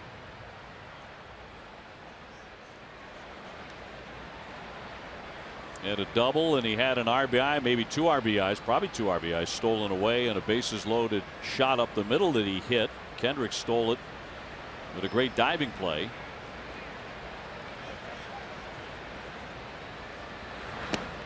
In there for strike 1 on Vasquez. He has struck out and hit into a double play.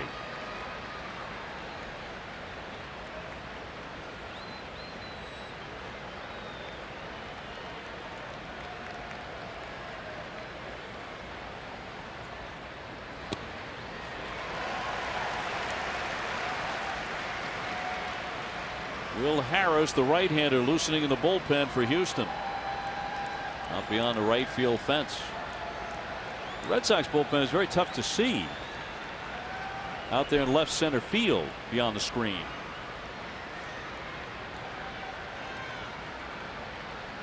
Fans, be sure to stop by Plainridge Park Casino. Plainridge Park Casino is 45 minutes from Boston.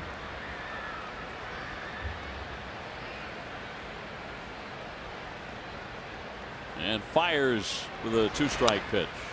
And a tapper to third Bregman down, guns, and got him by half a step at first base. Third straight inning, the Red Sox have been done in order.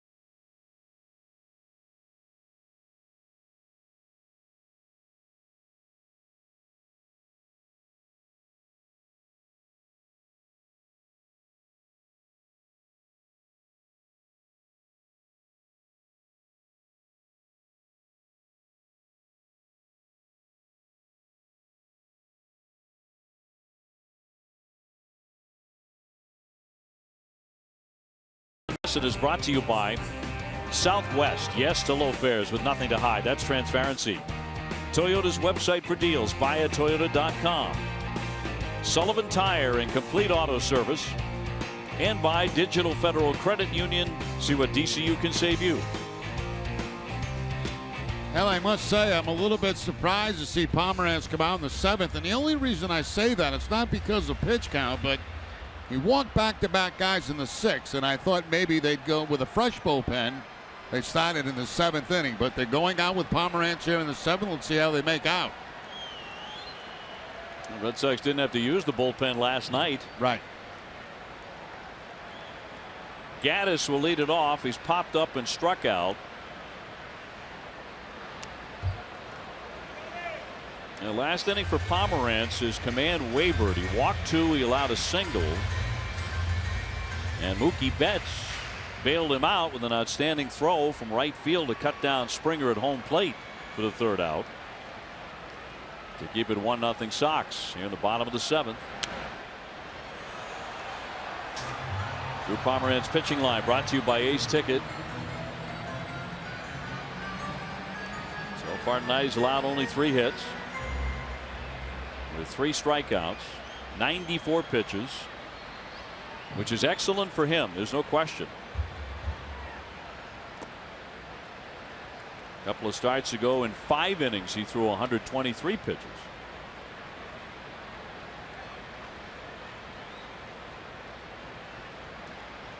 Maybe some of the thought process for John Farrell here is Gaddis, McCann, and Gurriel, as Kelly works in the bullpen, are 0 for 6 combined against him tonight.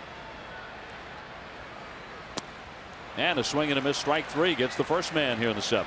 That cut fastball to the outside part of the plate that time. Started away, came back to the corner, and gets the swing and miss for the first out here in the 7th. See that little cut on it right at the end to the outside part of the plate. Perfect pitch by Pomeranz. Strikes out Gaddis for the 2nd time, and now brings up Brian McCann, who was grounded to short, fly to left.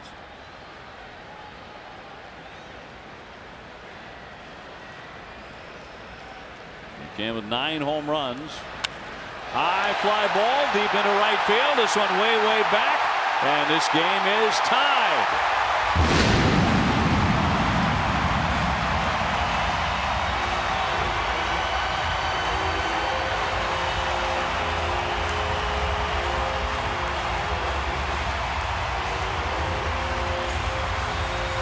Well, Jerry, you talked about it before any of these guys got in the box. Was it going to be one inning too many for Pomerantz? Yeah, you know, it's pushing him to a point where he hasn't been for the most part of the season. Now John Farrell comes out of the dugout. That ball's supposed to be away. It stays middle, and McCann just hooks it right out of the ballpark. And what got me is the back-to-back walks in the 6th inning. You know, and I said, when that starts to happen, that's not a good sign for Pomerantz. His night is done. He pitches into the 7th, 6 1/3, and leaving behind a tie game here in Houston. And we'll have more in a moment.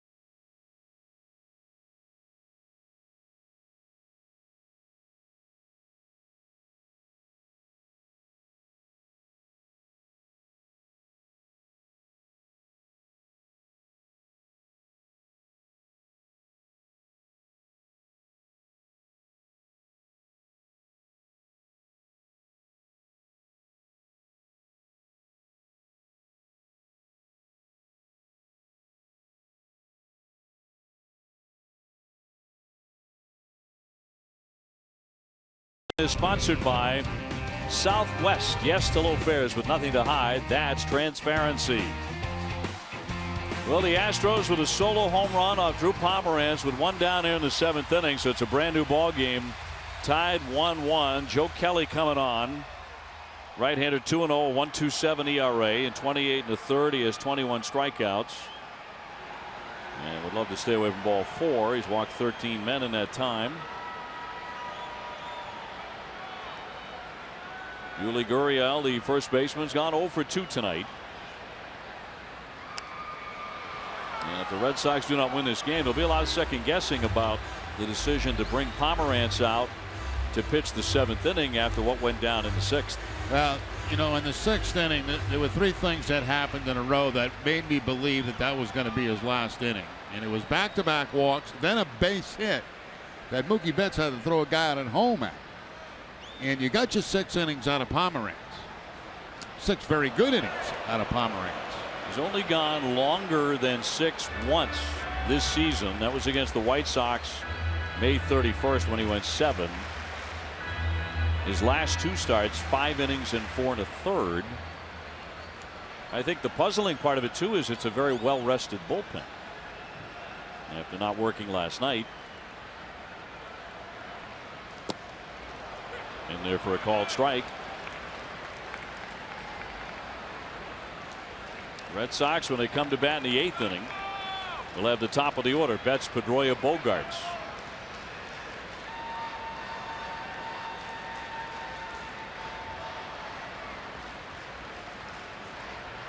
And a 1-2 to the man from Cuba. Deep drive to right center field. Way back it goes, and that ball is off the wall. Bradley fires to second base. Nice throw there, but not in time to get him. And Gurriel has a double, and he almost muscled it out of here. Gurriel going to the opposite field that time, and at the base of the wall out near the bullpen area of the Houston Astros. Boy, he was really out on his front foot that time, but still made good, solid, hard contact against Joe Kelly.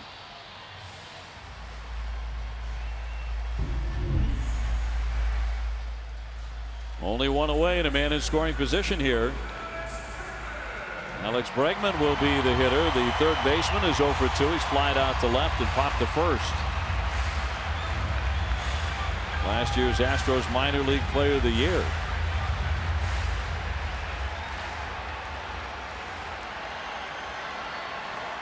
The Astros have sprung to life here suddenly over the last couple of innings.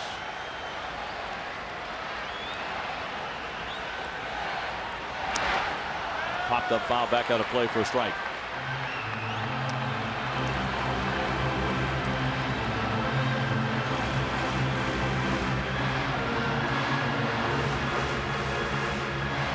Ryan McCann with a home run to tie it.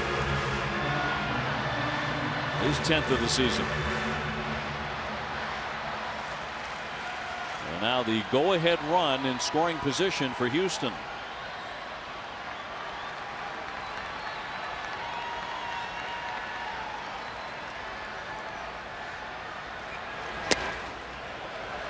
The Red Sox drafted Berkman in 2012 in the 29th round, but he opted to attend LSU instead, where he became an All-American.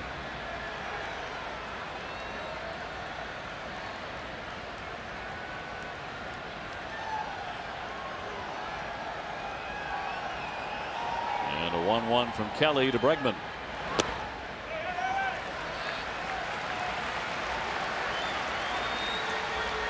Vasquez would like a word. Bogarts will be in on this as well. This bullpen has been so good. It's not allowed to run the last 21 in a third innings.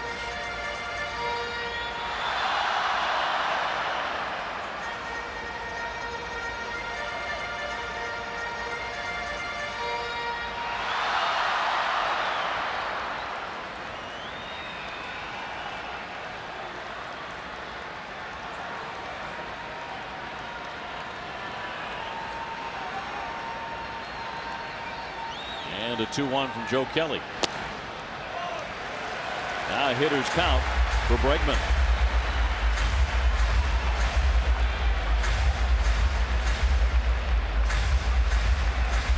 Willie Gurriel at second base.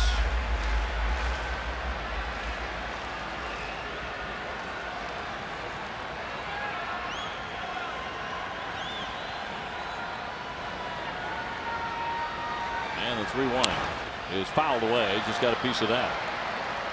That was a 100-mile-an-hour fastball.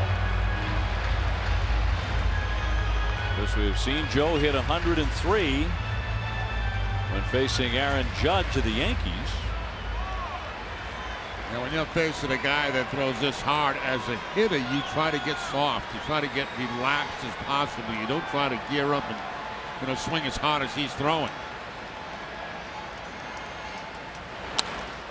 Slap foul again.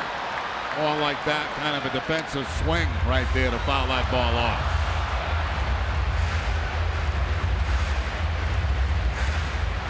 The harder a guy throws, the more relaxed you have to become in the batter's box.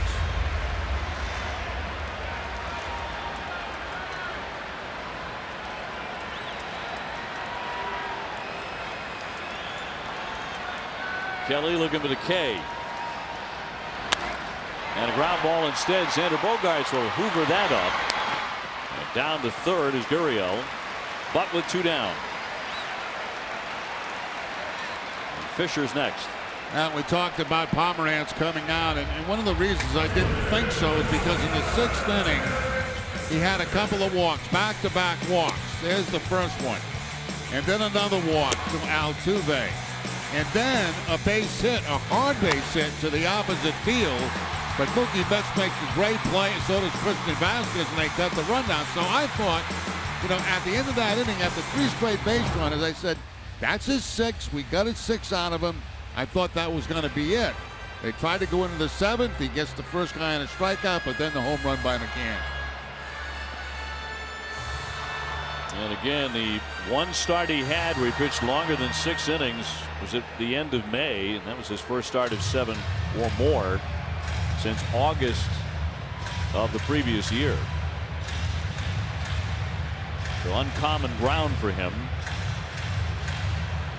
Well, they have a runner at third base. The Astros do now with 2 down. Derek Fisher, the batter, he has struck out looking, tried to bunt his way on and made an out last time, so he's 0 for 2.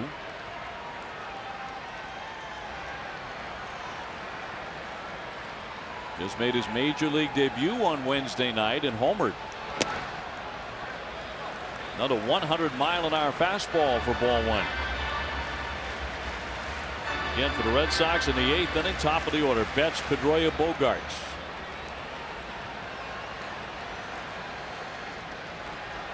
A 1-1 tie in the last of the 7th.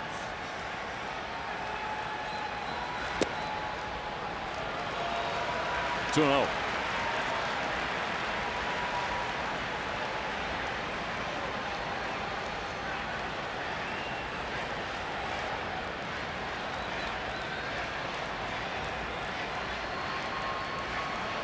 Kelly trying to keep that run of scoreless innings for the Sox bullpen alive.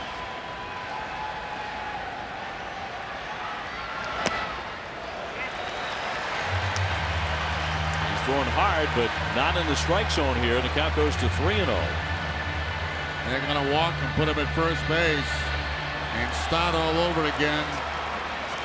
And Resnick, the number 9 hitter, he's probably going to get hit for.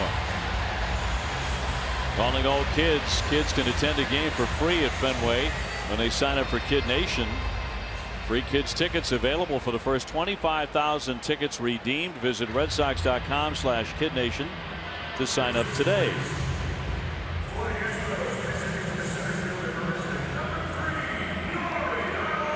Nori Aoki is going to pinch hit now for Marisnick. Aoki, who just recently had his 2,000th career hit. That's between Japan and the USA.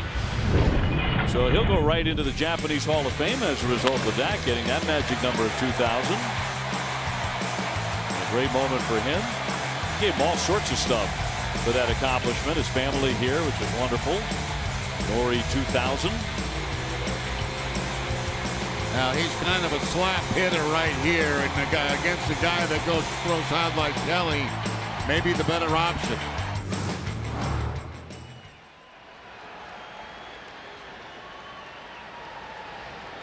Runners at first and third. Aoki in.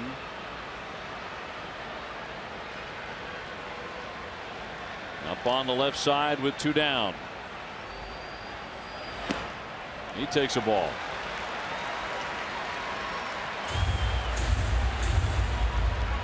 Big numbers against Joe Kelly. 7 for 16 with 3 doubles.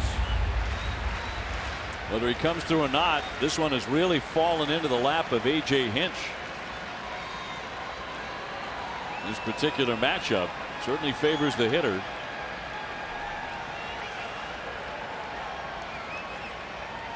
Runner at first goes, and it is high, and it'll be a stolen base for Fisher. So runners at second and third. Now, Red Sox not going to take the chance there of throwing through and have a potential double steal bring home the go-ahead run.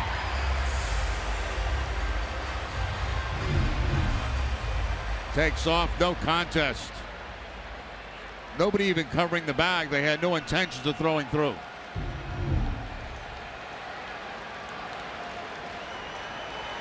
So now base hit by Aoki could score 2 runs. We're tied up 1-1. Count 2-0.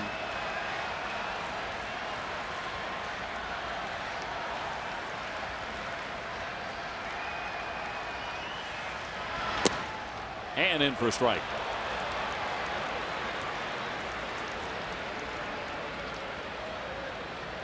Springer on deck. Red Sox scored in the 3rd inning. 1 run. The Astros scored in the 7th inning. 1 run on the homer by McCann. One out in this 7th. That has been it. And a 2-1 from Kelly. Right past him to even up the count. 99 miles an hour on that fastball, just blew it right by Aoki. So why would you mess with a breaking ball? I wouldn't. What's his best pitch? Fastball. You got to go with your best pitch in this situation, second and third.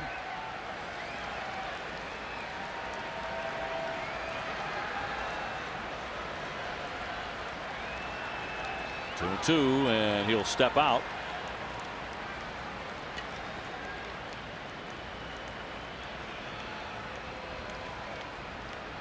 Adam told you about St. Louis beating Baltimore 11-2. Oakland has jumped out in front of the Yankees on the West Coast 4-0 in the 3rd inning.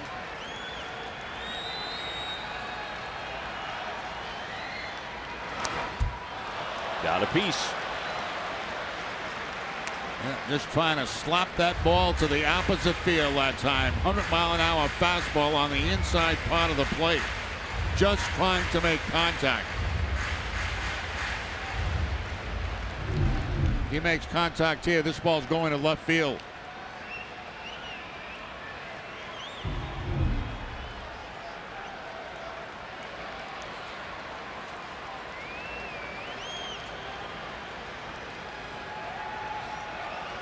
Kelly from the set. Foul back again. That one at 101 miles an hour.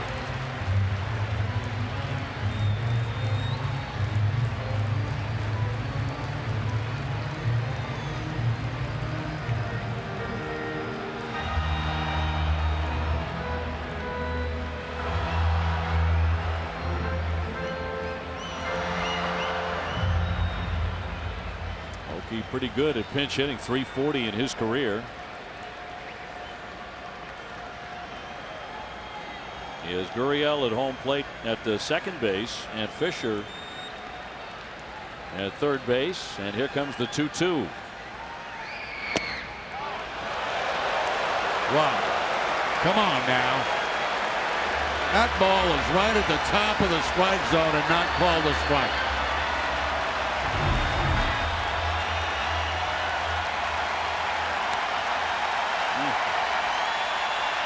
Did not get it. Ball 3. And the crowd is up here at Minute Maid.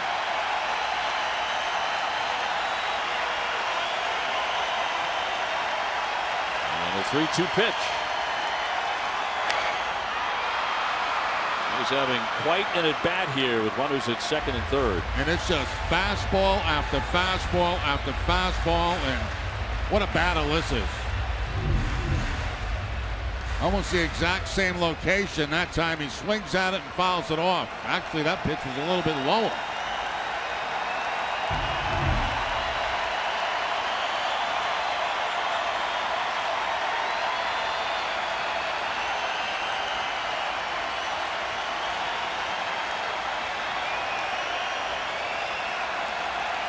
Here comes the 9th pitch of this at bat. Line shot caught by Rutledge at third. 2 men stranded at second and third as Kelly finally gets him. We're tied 1-1.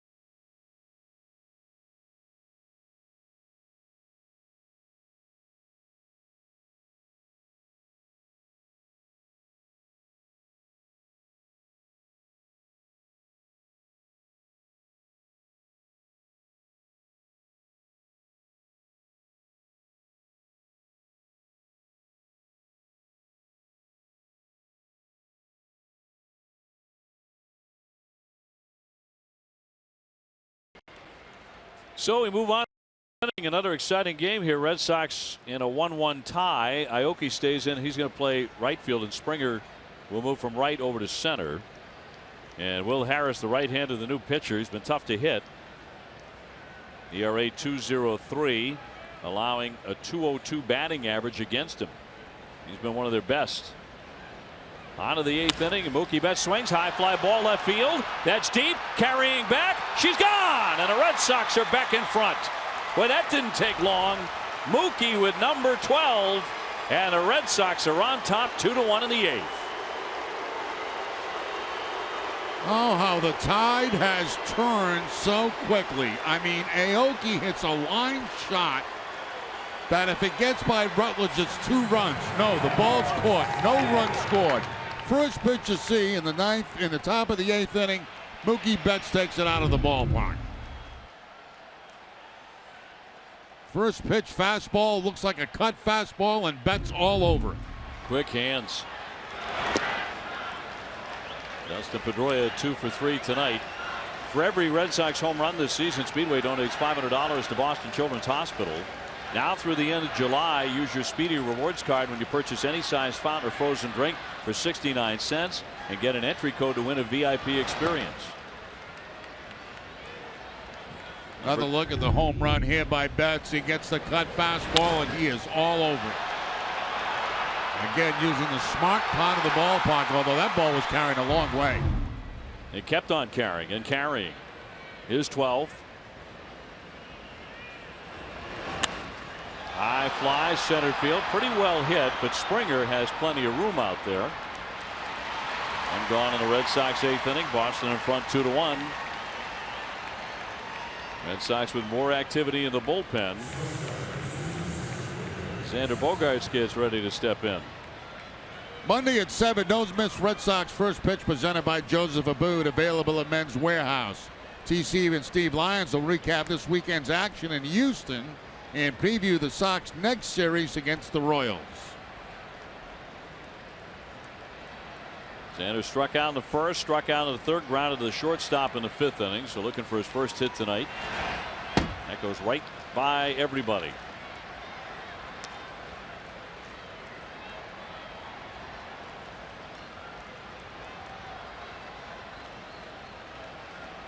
You know, a lot of people started writing when Mike Trout got hurt and went on the disabled list. The MVP race had opened up again for Mookie Betts. And Mookie has really taken off since then.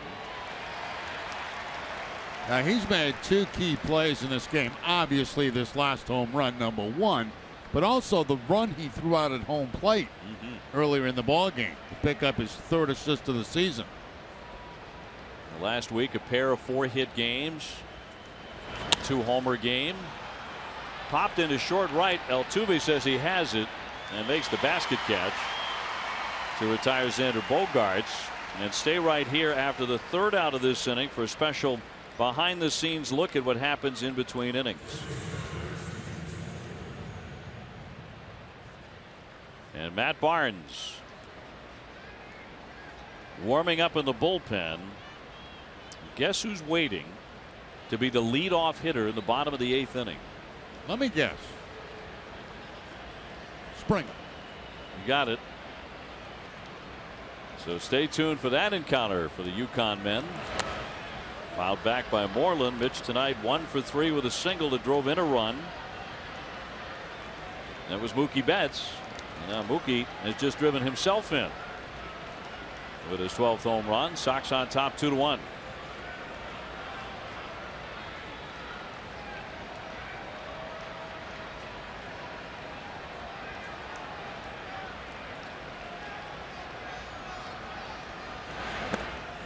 Check swing. Did he offer? He did.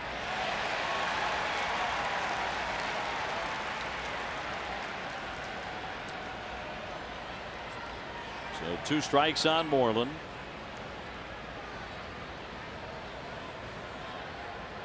Red Sox with a well-rested bullpen.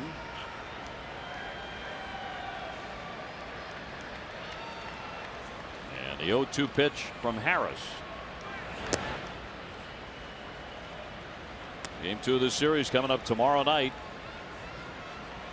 Rick Porcello taking on David Polino at 8:15, and at 8:05 on Sunday night. Sunday Night Baseball, David Price against Joe Musgrove.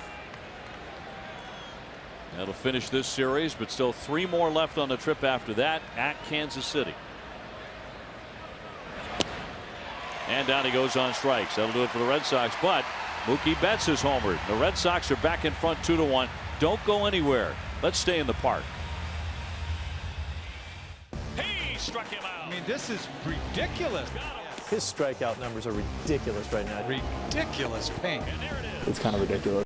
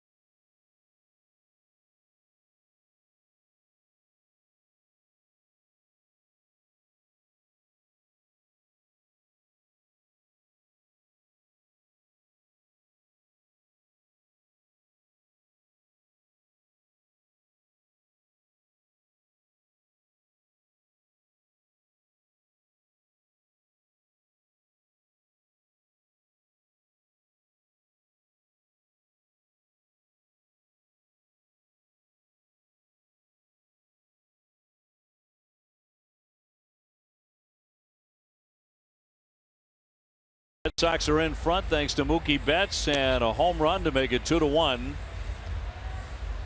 And Matt Barnes making an appearance tonight against his UConn teammate George Springer, who's about to lead things off. Together, Springer and Barnes played against Jackie Bradley in South Carolina in the 2011 College Super Regionals. And last year, encountering each other here, and Springer went downtown.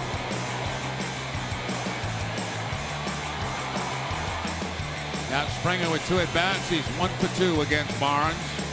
Of course, that home run being the one. And Fenway. Springer tonight has walked twice. He's also struck out. And we'll see what Matt Barnes has learned since then. And the first one is high for ball 1. Now Altuve on deck and then Correa. So a very, very tough part of the batting order.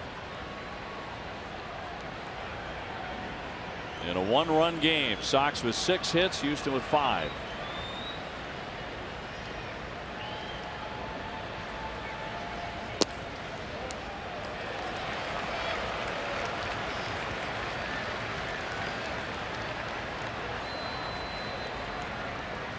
This is where friendship gets pushed aside temporarily.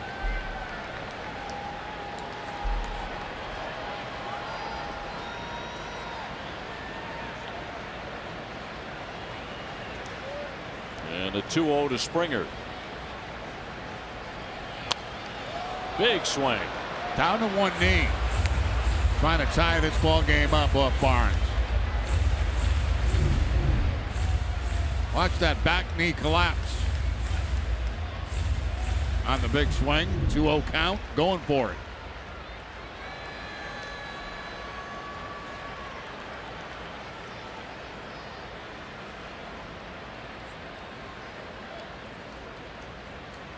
And the righties 2-1. 3 balls, 1 strike. They do appeal, but no swing, says Sam Holbrook. So 3 balls and a strike on Springer. He's already walked twice tonight. Not even close to being a swing. Good call by Holbrook, the first base umpire.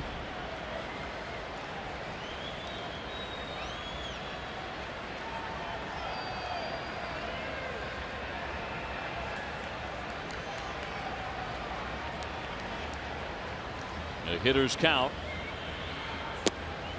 That's a strike, and Springer had already let go of the bat. That's a good pitch. Cut the outside part of the plate. It looked like a slider. I don't believe it was a changeup with that much movement on it. You know, it left his hand. That's what I thought it was too. Yeah, a lot of movement going away from Springer on that pitch. So full count.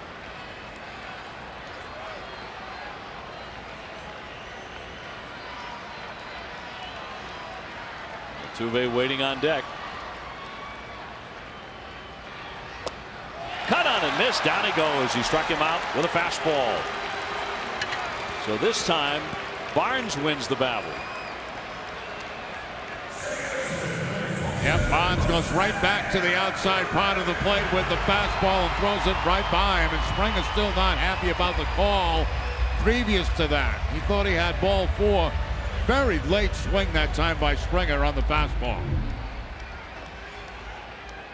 Still unhappy with the umpire on the call previous to that. Here's Altuve now. An infield hit. He's hit into a double play, and he's taking ball 4. Red Sox 2, Houston 1. Another tight one. Another 1-run game. Bobby Scott in the bullpen. And Kimbrel would of course be available for the 9th.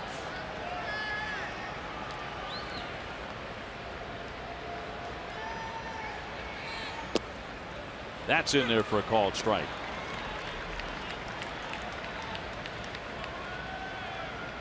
Altuve has been a hit machine throughout his career. Hit .338 last year.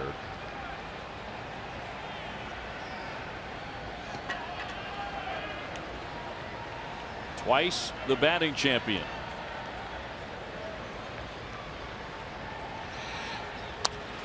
Lunging. That's going to drop in. Betts over to get it. Altuve can really run, and he's easily into second base with a double. Just a little floater to shallow right. Yeah, reach out and touch, and that's exactly what Altuve did there. Just reaches out, touches it, and plants it perfectly down that right field line. From that point, you know it's going to be 2 bases for Altuve.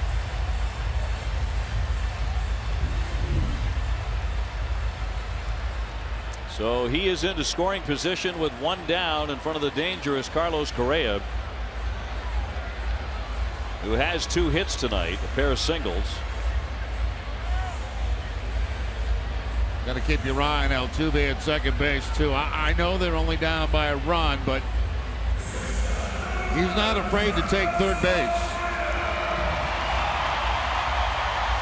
And especially against Barnes, who takes quite a long time to get the ball to the plate.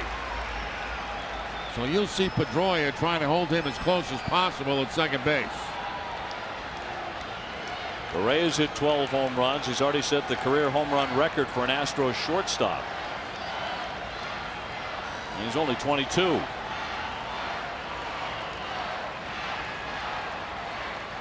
So the tying run at second in the speedy Altuve. No throw by Barnes.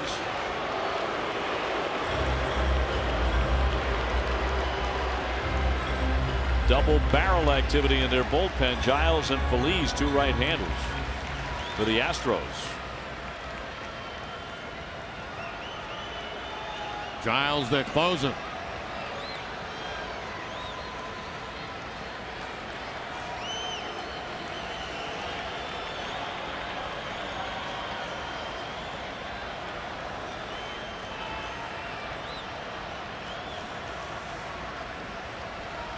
One out and a man at second.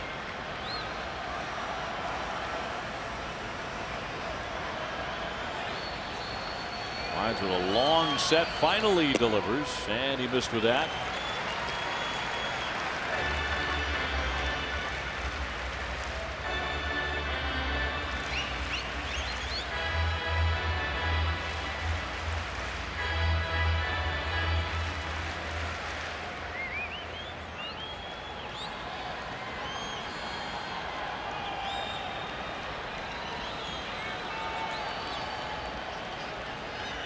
Very deliberate Matt Barnes with a 1-0 pitch.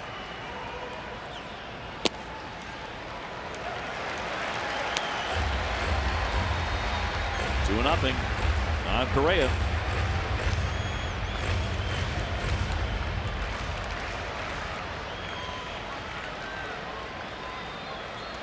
Evan Gattis on deck. That's the key man, along with Correa, of course. Altuve.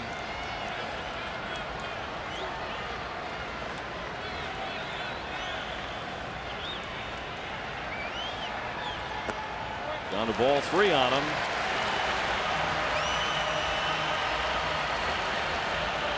And I wouldn't be at all surprised Correa has the green light on the 3-0 count. Got that short porch out there in left field.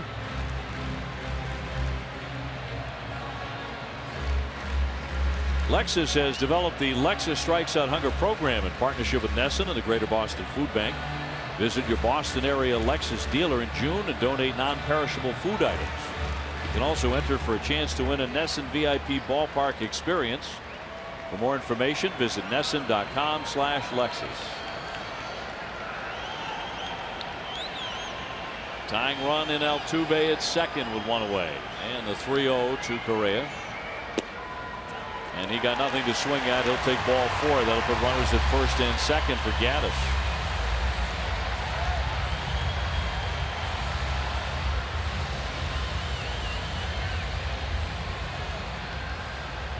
Gattis has been silenced tonight by the Red Sox. He's popped up and he's also struck out twice. And Carl Willis out for a mound visit.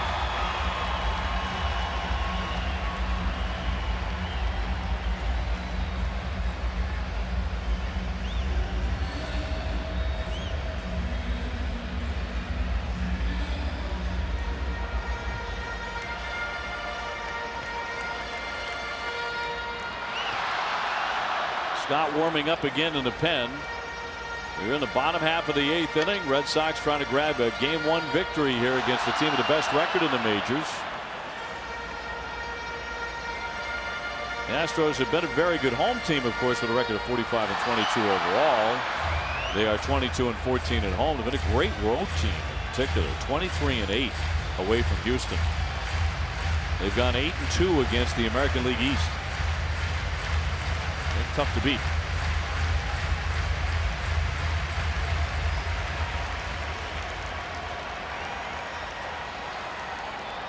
Red Sox are playing tight ones against everybody.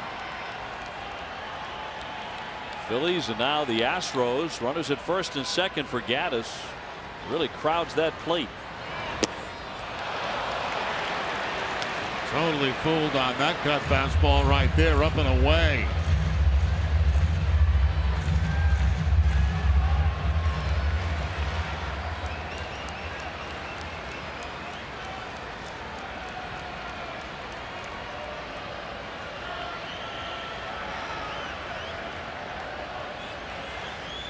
And the 0-1 to Gattis.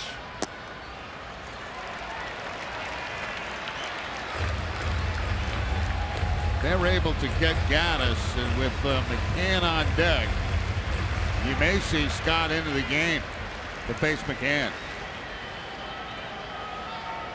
McCann blasted a home run in the 7th inning to right field to tie the ball game.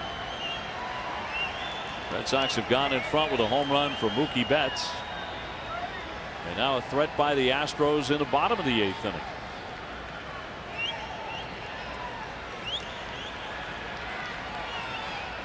Altuve at second, Correa at first.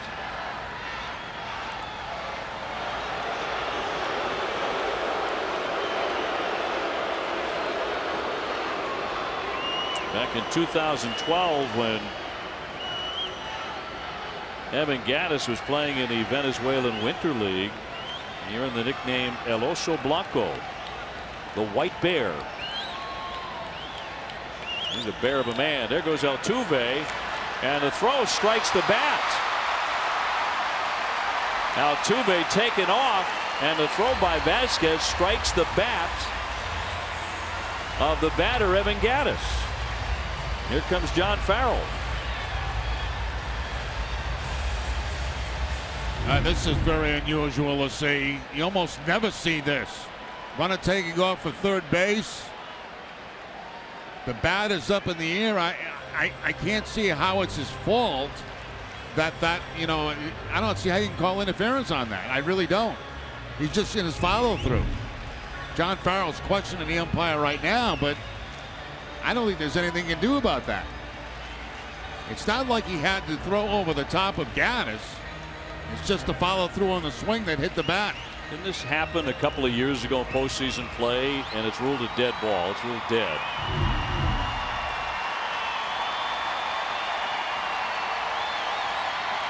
Yeah, that's, I mean, there's, you know. It's just dead. No harm, no foul. So it is a stolen base for Altuve. They count of 1 ball and 2 strikes and 1 out. And Red Sox playing back for a double play. Tying run 90 feet away. Ground ball right to Bogarts. That's 1 on the first, 2. The Red Sox turn to double play and get out of the inning. Still on top, 2-1.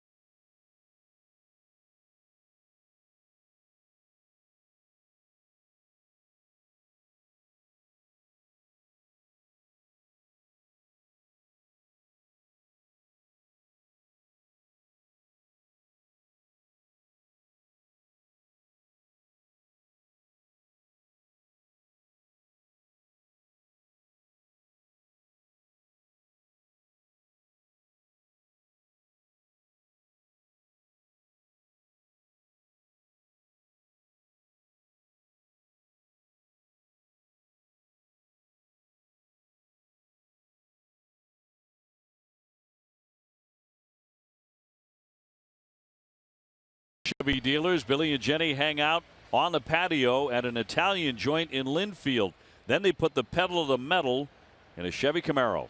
Catch this and more in an all-new dining playbook tomorrow morning at 9 on Nesson.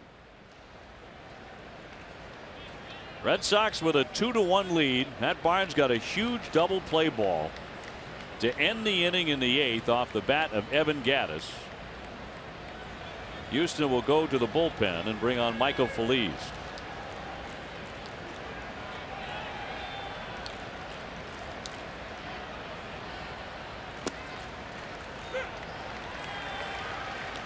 That play that we just saw on the throw by Vasquez that struck the bat of Gattis, that happened in the playoffs between Toronto and Texas. And it was Russell Martin who made the throw, or attempted to. And that brought a lot of controversy at that moment, as Benintendi is out and he is 0 for 3. And the fans, in an 18-minute delay after that play, littered the field. No such thing tonight. No, this was far calmer. The thing that was impressive about that, the Red Sox at the last minute too decided to go back into double play position, and they got the double play to end the inning. The ground ball to Bogarts, and they turned it over for the double play. But they were in, and at the last minute they backed up in a double play situation, and they got the deuce. And ended that threat. Here's Chris Young. Chris 0 for 3 tonight.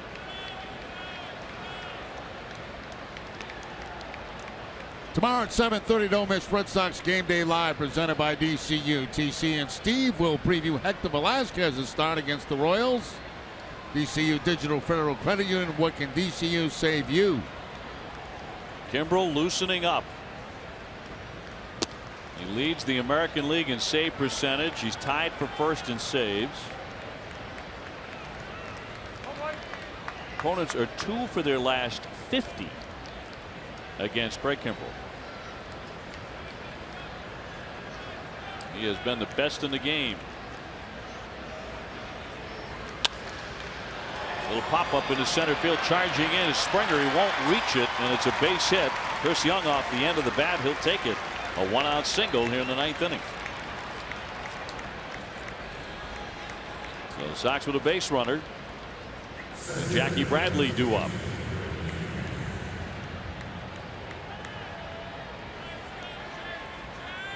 The Sox looking for their 38th win of the season. They're on top 2-1 in the 9th. The Astros don't lose much, but Mookie Betts put the Sox in the lead on a first ball swinging lead-off home run in the 8th. Runner goes, a strike, the throw into center field. Up and running Young. He's going to reach third base easily. He slides in. A stolen base and an error on McCann, and the Red Sox have a runner at third base with 1 down in the 9th. Now the Red Sox tonight have been running at will against McCann, the catcher, and also the pitchers. There's that long delivery to get the ball home, and then McCann just lets it fly into center field. The pop-up slide, as you can see right there, by Young, and he gets to third base. So with 1 out, now the infield comes in. So Bradley with a chance, if he can hit it deep enough to drive in this run by making an out. Be a huge run indeed for the Red Sox. That insurance run. What a battle this game has been. And really back-to-back games. One in Philadelphia last night, and now all the way out here in Houston. Much the same. 2 excellent games. Red Sox would like a different outcome here in Texas. Check to swing.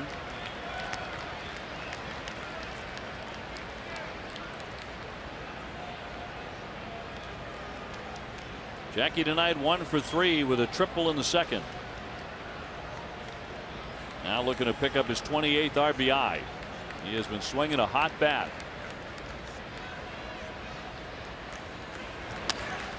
Ground ball to Altuve. Runner trying to score, and now Young heading back. Altuve runs right at him. In the rundown, the catcher McCann, and now Correa will throw home, and they're going to tag him out. Bradley down to second, and throw there, and he dives back in safely. So the Red Sox lose a man on the bases. They do get Bradley down to second base, but now with 2 down. Yeah, but Young did the right thing right there. He got caught in a rundown to make sure Bradley got to second base. He was going on contact. He realized he had no chance of scoring. So what does he do? He gets caught in a rundown long enough to give Bradley a chance to get in a scoring position. Right there, he knows he's going to be out at the plate. So he makes them get him into a rundown, and he stays in it long enough. Bradley can see that. Once he realizes Bradley got the second, he just stops, gets tagged out. So the Red Sox get the exchange. There's Bradley going into second base. So that's good. You know, it doesn't look good, but it's good base running by Young. He knew he couldn't score with the infield in like that, so he got caught in the rundown. Play goes 4-5-2-6-5. Rutledge the batter, 2 down. Still an opportunity to bring in that insurance run here in the top of the 9th inning. Josh with a base hit tonight. He's got 1 for 3. He's played very solid defense.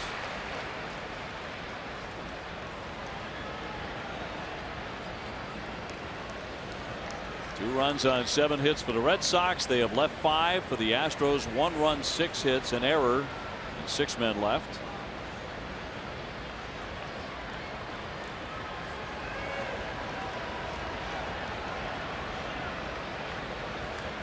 Jackie Bradley at second. That's a strike. 96-mile-an-hour fastball that time from Phillies. Kimbrel is now warmed up in the bullpen and ready to work in the bottom of the 9th.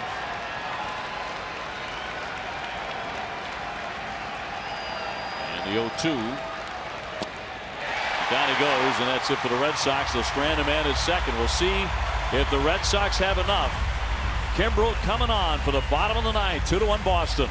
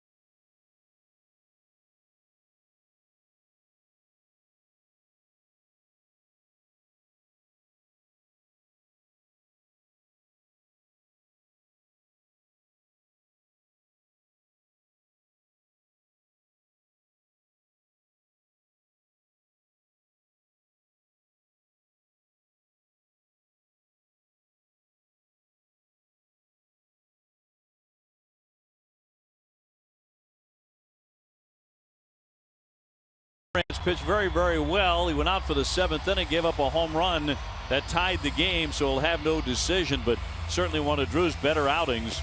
And Mookie Betts crushing a home run to begin the 8th inning after the game had just been tied. He put the Red Sox back in front 2-1, and now it's up to Kimbrel.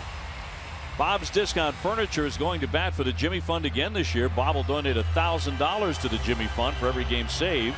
Everybody saves at Bob's, the only choice for untouchable furniture value. Available in-store or at mybobs.com. Kimbrel, of course, has been just remarkable. A minuscule ERA. Leading all major league relievers in hits to innings pitched. He struck out 57 of 105 men. And he gets in front, strike 1 on McCann, who homered in the 7th. Now back in the 7th inning, McCann with the home run off Pomerantz. That fastball a little bit toward the outside part of the plate, but he hooked it out of the ballpark.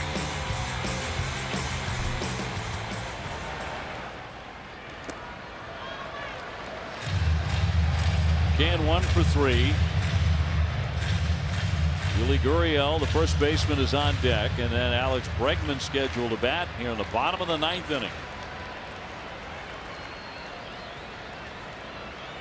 Sox lost a heartbreaker last night in Philly, trying to make up for that quickly in Houston.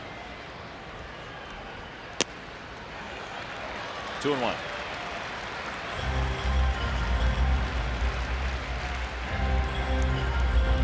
Kimbrel has made 28 appearances this season, and 17 of those he allowed no base runners. He's only issued 3 walks in his last 26 2/3.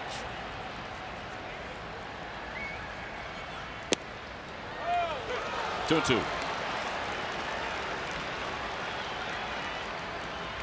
Came in at 99 with that heater.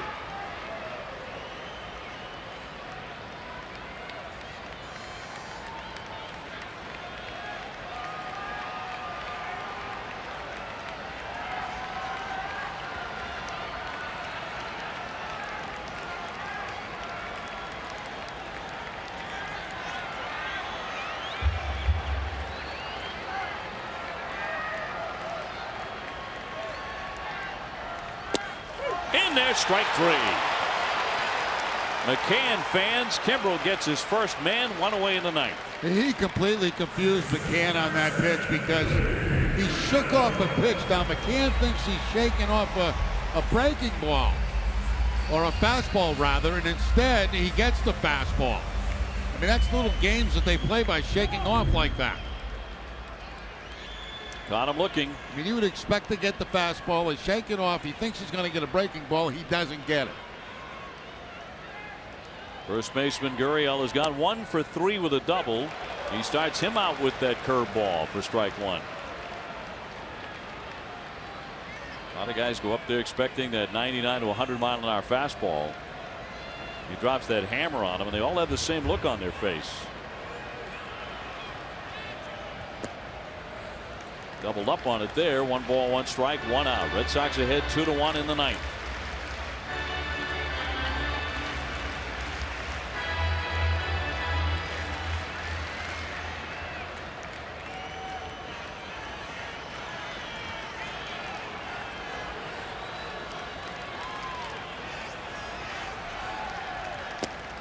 Big breaking ball. That one really swooped in there for a strike. Yeah, I threw it directly at the hitter and broke over the plate. That's not fair. Reaction by Gurriel. Flinching makes all the sense in the world. 1-2. Ground ball to first. Handled by Moreland. On to Kimbrel. 2 down. Red Sox are 1 out away from the victory.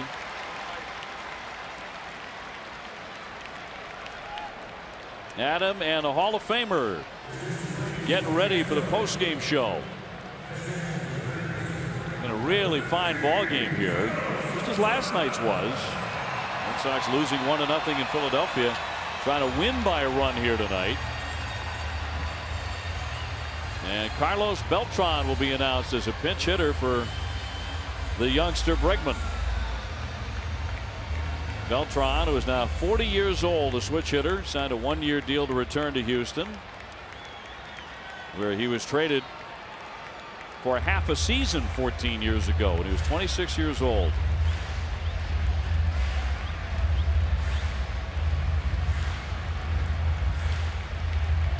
Beltran has had a terrific career.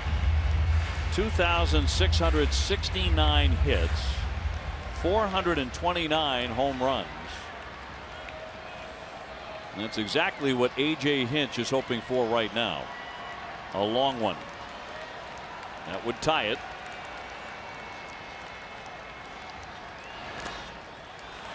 Nothing in 1. Completely fooled. Thought he was going to get a fastball on the first pitch. Instead, he gets the breaking ball. Yeah, every hitter in this inning, he has started with that curveball.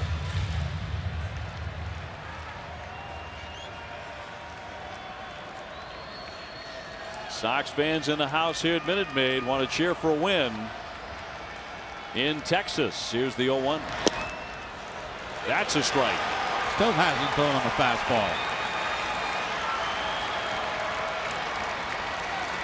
0-2 on Beltran.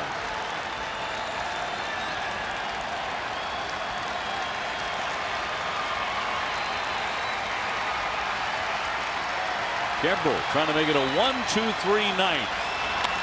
And popped him up.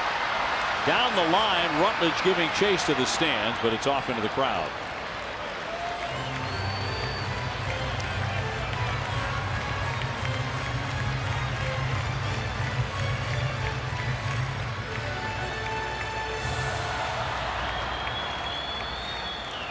Carlos Beltran has also played for the Mets, San Francisco, St. Louis, the Yankees, and Texas. in a 19-year career. He's been an outstanding hitter. But Kimbrel trying to put him away and end it. And that missed, according to home plate ump DJ Rayburn. Yeah, he missed it. The pitch didn't miss. The pitch is a high fastball right here. That's going to be a strike. That should be game over. So Kimbrel will have to throw at least one more. Ball and 2 strikes. 2-2.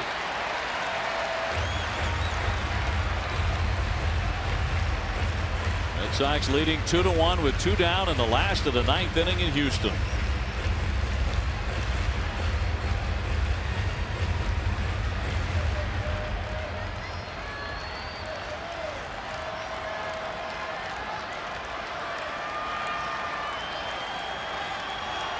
Red Sox bullpen has been nothing short of brilliant. Fouled off his own leg.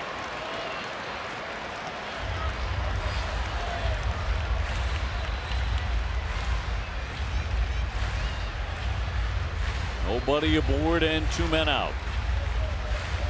Derek Fisher on deck.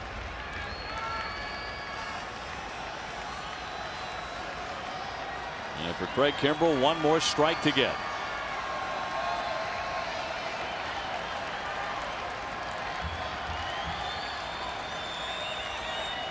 And the 2-2 to Beltran. He popped him up, and that should do it.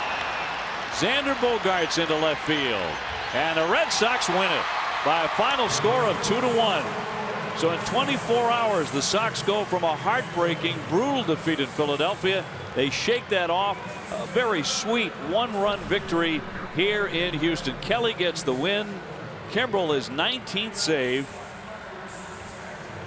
And the Red Sox bullpen, Adam, has now pitched 24 consecutive scoreless innings.